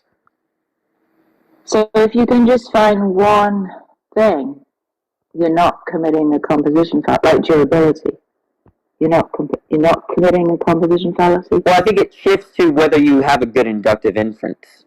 Right. So, Yeah. okay. So back to J. Mike's point then, he was saying you don't to William Lane Craig, because you've just observed some things that have, causes. So you're assuming all things. So maybe he shouldn't have called it a composition fallacy, but maybe he did have a point. Maybe he did have a point, but that's attacking the inductive inference. That's Right. That was his that's mistake. not Yeah, no.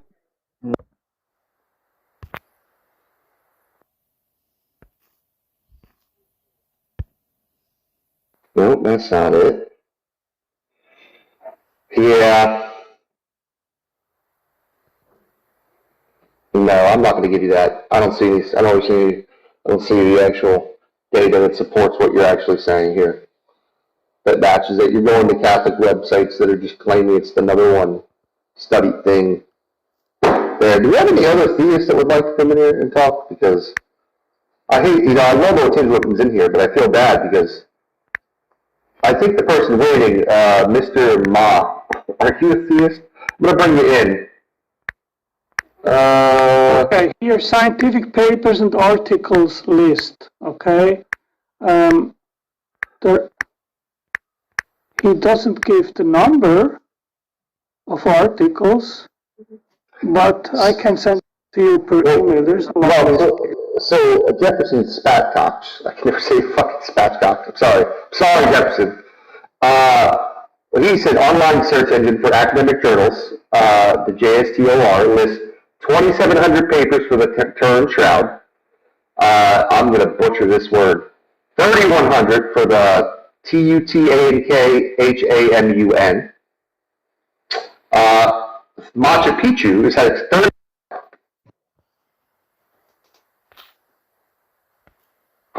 And the Great Pyramid, 4,000. The Colosseum, 5,100. Sir, these are all artifacts, and you are incorrect. Okay, so we have 2,700 science papers investigating the Shroud of Turin, and you cannot give me one paper which actually falsifies the claim that the image on the shroud was supernaturally generated. And you keep believing that there is actually a natural That's not true. Wow. That's not true. That's not true, and you literally moved the goalpost there, right? We have the scientist with radiological dating said that it was inaccurate with years. So I gave you that information, right? And then you've now moved the goalpost from saying it's the number one studied artifact to saying I can't give you one paper. That's a little disingenuous, my man. Well, give me one paper and falsify my claim. It's easy. But the study that they did on it, let's go back to it. I'll read it. Shroud of Turin. Let's look at what the dating was. Hold on. And I think you misunderstood the other guy who was talking about the painting. It was painted with blood. That's why you're getting that. All right. Let's see here. Consolidation. I'm going to find it now. What was the name of the group? Image shroud. The shroud was damage to the fire, the history, the religious views, the devotions, the position, scientific analysis. Okay. The Oxford Dictionary cites that the first rescue Summa statue. That's not what I wanted. The first examination scientific team was undertaken in 1969 and 73 to advise preservation of the shroud. Determined specific testing methods led to an appointment of 11 men their turn commission to advise on the preservation of the relic and on the specific testing.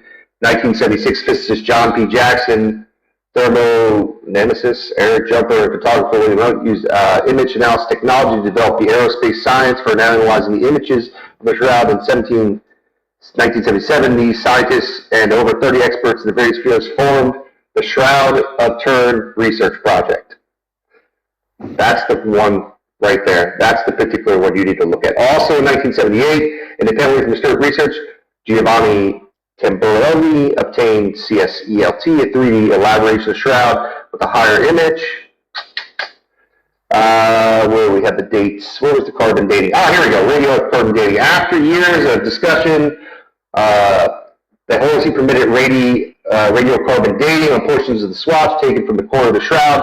Independent tests in 1988, University of Oxford, University of Arizona, and the Swiss Federal Institute of Technology concluded with 95% confidence that the shroud material was dated to 1260 to 1390 AD. There's what you're looking for, my friend.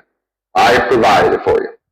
Okay, so I'll quote you here. In the Budapest National Library is the Hungarian Prey manuscript or Prey Codex, the oldest surviving text of the Hungarian language. It was written between 1192 and 1195, and that is 65 years before the earliest carbon-14 date in the 1988 tests. So here you have it. And I can give you also a scientific link to the name of the document. Where is this from? Well, I would have to check. I think it is from a book. That is from... Where did you get it right now? Yeah, I'll have to look it up from where I have it. Where did you get it right now? It is... Where did you go right now to get it? That number you just read to me. Well, that's it. I mean, that's the information that I collect and put in my personal virtual library. Okay. But you can go to History of the Shroud of Turin in Wikipedia, and there it says the same. The Codex Prey, an illustrated manuscript written in Budapest, Hungary between 1192 and 1195, includes an illustration of what appears to some to be the Shroud of Turin. Okay? And that is... let me check. Yeah. Listen, I gave you research from Oxford University, tons of universities. They did radio dating. I keep messing up words, not a scientist. I'm sorry, Angelo. Like, this just isn't. You're taking. The problem is, I have a feeling you're going to just Catholic sources for your information that are blatantly biased. First of all, the dating has nothing to say in regards of how the image was made. Secondly, the dating is disputed. No, it has nothing to do with how the image was made. It just says that supposedly it dates to that date, which is disproven by what I just said. And then I can quote here from a science paper, documented references to the burial linens of Jesus prior to the Shroud of Turin's appearance in France in the mid-1350s. Okay, What's the name of the scientific paper? It is documented references to the burial linens of Jesus prior to the Shroud of Turin's appearance in France in the mid-1350s. All right, let's see, documented references to the burial of Jesus.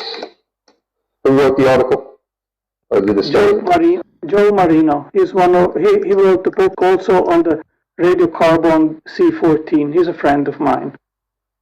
Okay. There we go. Documented reference to the burial linens of Jesus prior to the Shroud of Turin's appeared. Okay. What's his area of study? That's what he does. He has invested his entire life to study the Shroud of Turin. No, but what did he actually study? Like, what is his college background? I don't know. Okay. Let me see if I can find it. Because it seems like that would be kind of important for the background of what is Joe Marino background. Like, was he a history major? Let's see.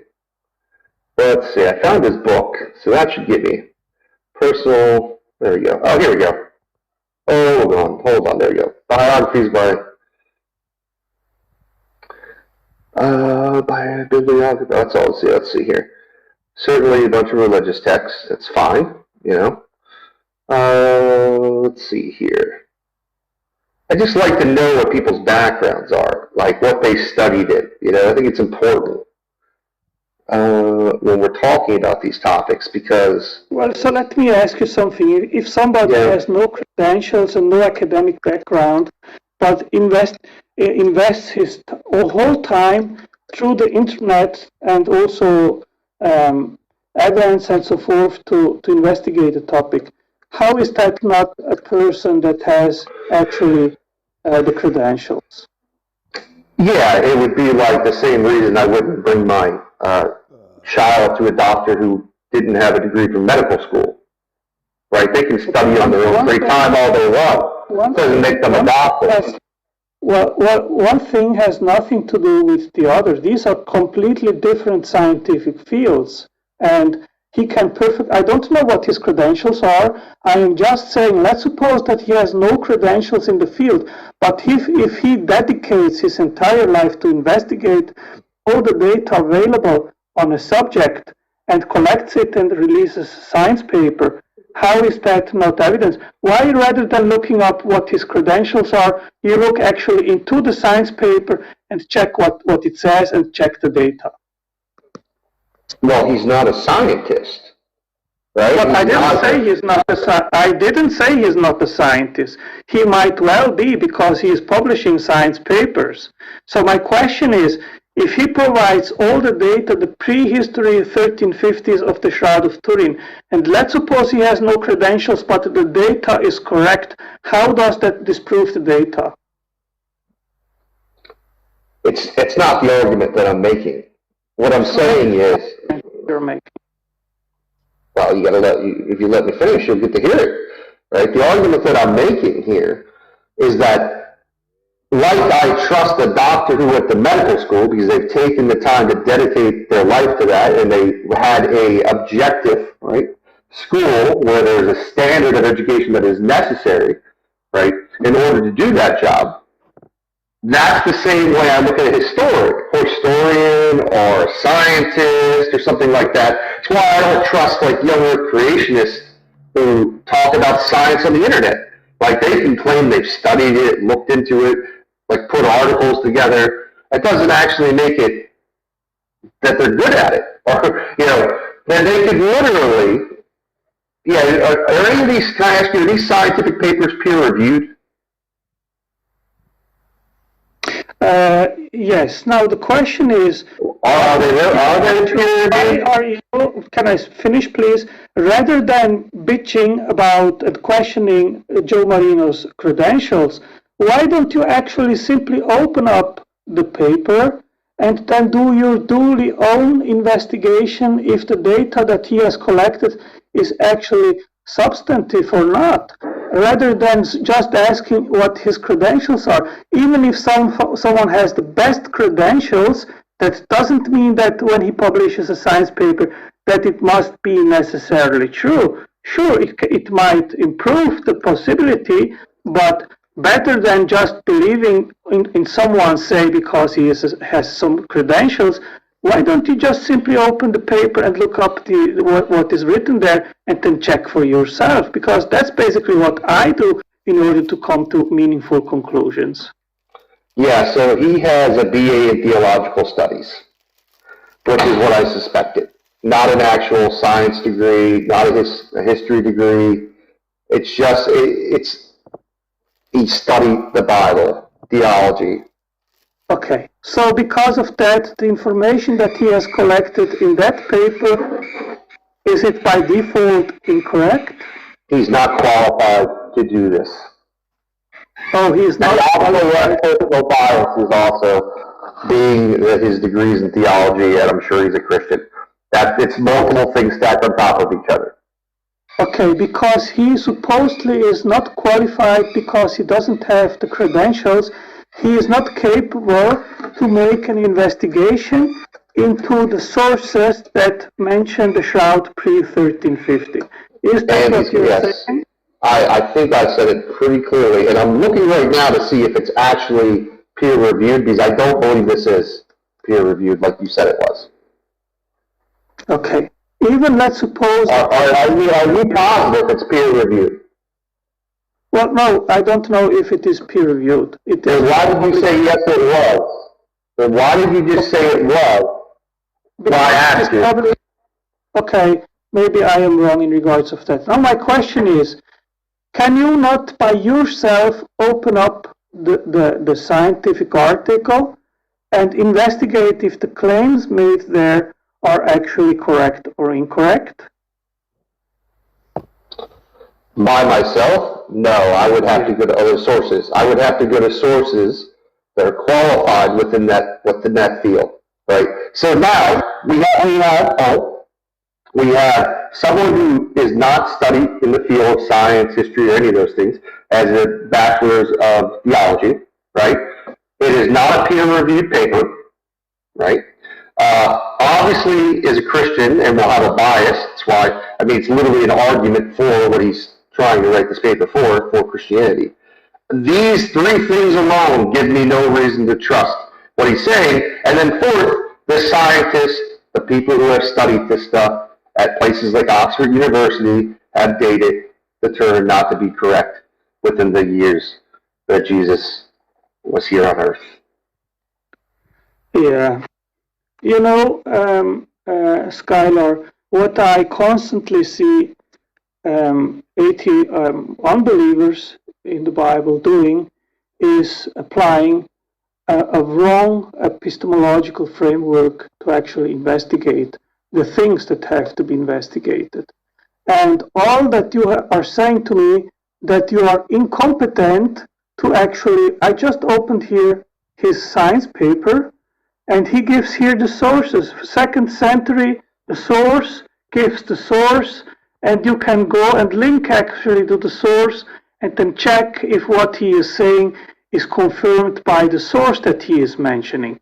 So all you are giving me is incredulity. You create a barrier that you defend by all costs in order to defend your incredulity and your position.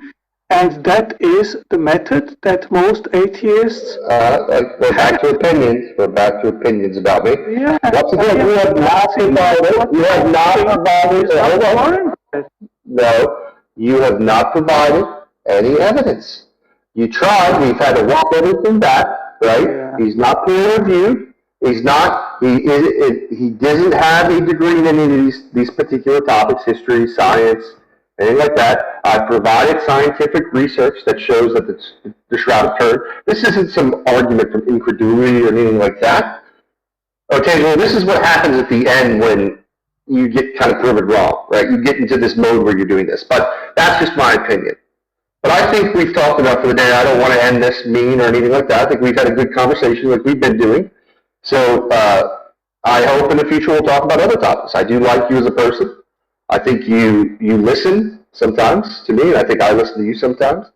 And we both can do better. But I'm going to give you the last word. And if there's any other theists that want to come in the room, I'll talk to them. If not, I'll be ending the hangout. Okay. Okay. I am not a scientist. I'm a layman when it comes to all kinds of sciences that are related to origins.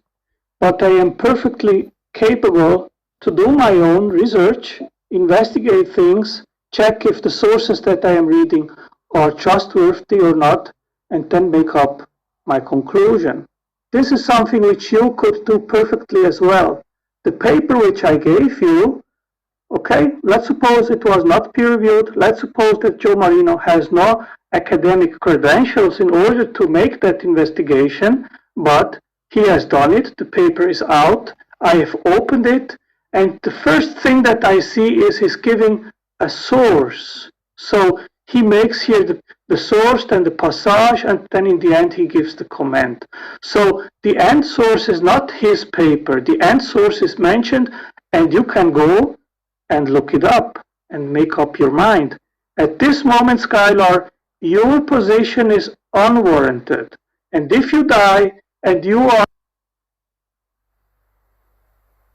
Yeah, we're not going to do the hell thing again. Sorry, Arcangelo. I like you, but you're not going to threaten me with hell one last time and put your opinion on me. Let me just reboot this here. I'm fine with arguments and talking back and forth. I appreciate you. I let you talk. Gave you the last word, but we're not going to just threaten hell again. And hell got Jesus in front of it. When I'm in front of Jesus, he's going to send me there. Do I have any theists or Christians that want to come in? I'm really only taking theist Christians who want to talk about the topic. I don't want to bring in non-believers because I feel like we gang up on people, and I talk to non-believers all the time. So if I don't have any theists or Christians that want to come in, I will end in a couple minutes. I want to thank everybody that's been, I do this show on YouTube, folks, and Clubhouse, obviously. You guys are listening in Clubhouse. I do the Scholar Fiction show. You can just type Scholar Fiction on YouTube. The channel will come up. I host debates. We do reviews with biblical scholars of the Bible. We review videos. And I kind of view myself as more of entertainment, an entertainer myself. Of course, we here at the Scholar Fiction show, we do believe in our Lord and Savior, Raptor Jesus, who gave up his holy claws for you, and he scratches at the door. But you have to unlock it for him, the door of your heart. The only way that he'll be able to come into your heart is if you unlock it, because raptors can unlock doors, but they can't open them. He scratches at the door. Will you open it? You know, you're always under his claws, as I will say. All right, folks, until next time, please subscribe and make the world a better place under his claws.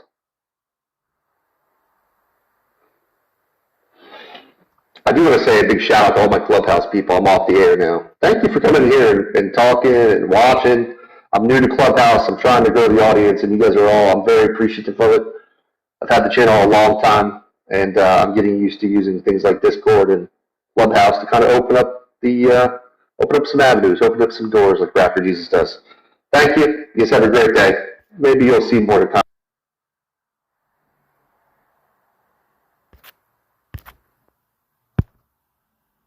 It's a very good observation. That's exactly why he's putting that premise based on his understanding of God's relationship to time, because he doesn't want to have the awkward statement that God began to exist. So that's correct. I understand. It just seems like the argument that's put into the chat about whether or not something is timeless, if there's any point in time it didn't exist, I'm just going to reject that the world existed before time, or time existed before the world. Time. Yeah, and so into that, it seems to me like there's no point. I can't point to anything. I can't point to any example in which there was time and there wasn't a world. So I just don't understand the justification for that, other than just an assertion. And then the argument here seems to apply. If I'm going to take that rationale and say that the world has existence for all time, well, then that's just going to lead me towards the world is more likely to be timeless. You say world, I'm trying to get out to refer to anything at all without being temporal. And the only thing we can do is conceptualize this period. See, even there, right? When things were timeless, like, I just don't know how this is possible to Yeah, I want to respond to Ninja if I could. That's why I asked what you meant by the term world. In that case, would you consider it a world if God only exists and nothing else exists? Are you applying it to that as well? To that world? Yeah, I mean, is that? I don't know what it is to say that God doesn't exist in some kind of world or something. Because you're saying God's existence, and I just take existence to imply that it's going to have to be inside of a world. Unless you're talking about a world.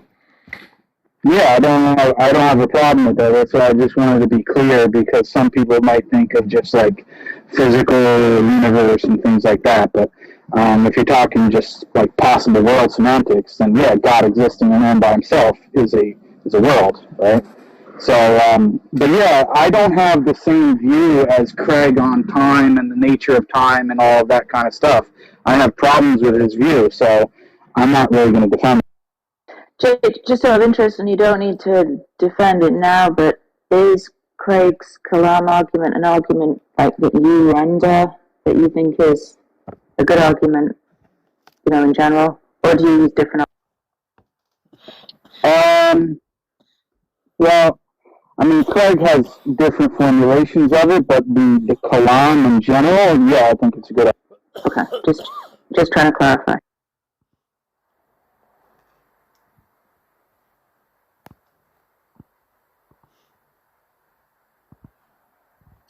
I just think it just seems like if you're going to say that God created the world and that God exists, then it's going to imply that God either didn't create the world, he existed in the world and created like some kind of part in it, or God, there's two worlds and God exists in one and he created the other.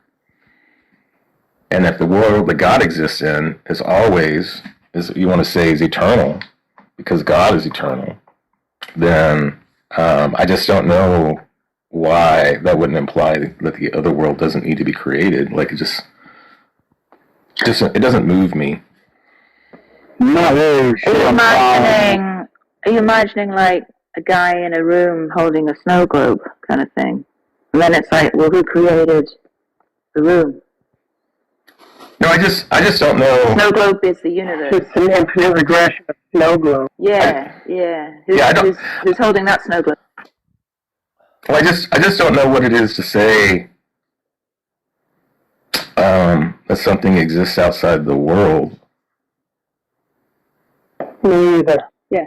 Without implying that there's another world, there's at least one additional world in which it exists. That's all. No, you're just saying he's outside of creation, right? Nick, no, you're a Christian, right? Like, why do you come up here and defend anything that you have to say? Outside of creation, Yeah, here's the problem. When you say outside, because when you focus on any location or suggest a place or a time or a where or a when, there's just no way around. From my view, to get out of any kind of temporality, it just has to be there. I just don't understand. I don't have a problem with that. Yeah, I don't have a problem with that. That's why I don't share Craig's notion of time, but that's what I'm saying. That's another very lengthy discussion.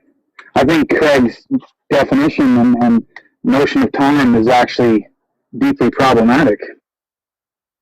Yeah, I agree. Well, I think it's all based on the idea of the theistic view, looking for a place where God is or did from, if God was somewhere or is God everywhere and nowhere at the same time? I mean, that's a contradiction, right? So it just seems like it's a long-running effort to put God somewhere so that he can exist. Yeah, I think Craig is going to want to say that God doesn't occupy space. So I don't think he thinks God is in space in that way. He doesn't occupy space. And what where is he? Yeah, no, I'm saying that I think Craig's view, and presumably many Christians are going to want to say, that God exists outside of time and space, right? Or at the minimum, outside of space. Sure, when you say outside, you're pointing to a location that is necessitated by temporality. I mean, am I wrong? You can say it has no spatial extension. Yeah, you're just saying that it's a category that doesn't apply to God. We're not taking the word outside very literally there. Well, I mean, isn't this a problem for any creator God? Like, where was he before creation or outside? I mean, how do you resolve it for your... I believe God was always in time. I don't know but sans creation, there was no time, right? Or you... I don't think I believe God was always in time. Sans creation as well. So... Do you mean like its own timeline? Time the same one we're in. Didn't time begin with the Big Bang? Or do you just not hold to that? But that's what I'm saying, that's not my view. That's why I said I have a different view. Right. So your view but this makes more sense. Okay. Than some outside of space and time thing, right? And because we see that time fluctuates with speed through space, and a God who is this, massive or high level creative thing may, time may blip by and compare. Our timelines could be completely different from each view, but it makes more sense to have a God be in time than outside of time. Right. So my view. Sorry, did you want to go ahead. Yeah, I was just going to say my view on time is very similar to Ryan Moans' view on time. I don't know if anybody's familiar with it, but when I spoke to Darth, we were kind of talking about it. He recently, which I found interesting, he recently came across Moans' view and seems very intrigued by it. And I think a lot of his Christian buddies, when they find that out, they're going to have a problem with it. So I'm sorry, I didn't quite catch it. I tried to ask a question, but I kind of overtalked some people, so maybe it got lost. When you say God's in time, do you take that there's more than one time in the world, or you just think time has always existed or something, and God's inside of it? Yeah, just give me 1 second. I'm not worried about a customer. Oh, yeah. Well, if God's in time and Morris Day's the singer, is he like in the horn section or something?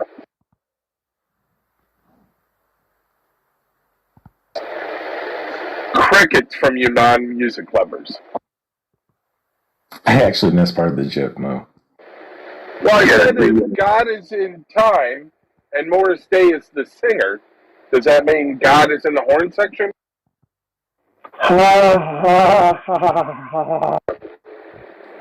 Not into Jungle Love, huh?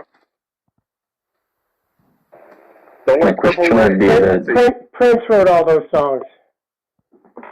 Prince was the time, too. Yeah, with his buddy Morris Day. No, Prince wrote those things with Morris Day or by himself. Played all the instruments on all those records. But this is way outside of time.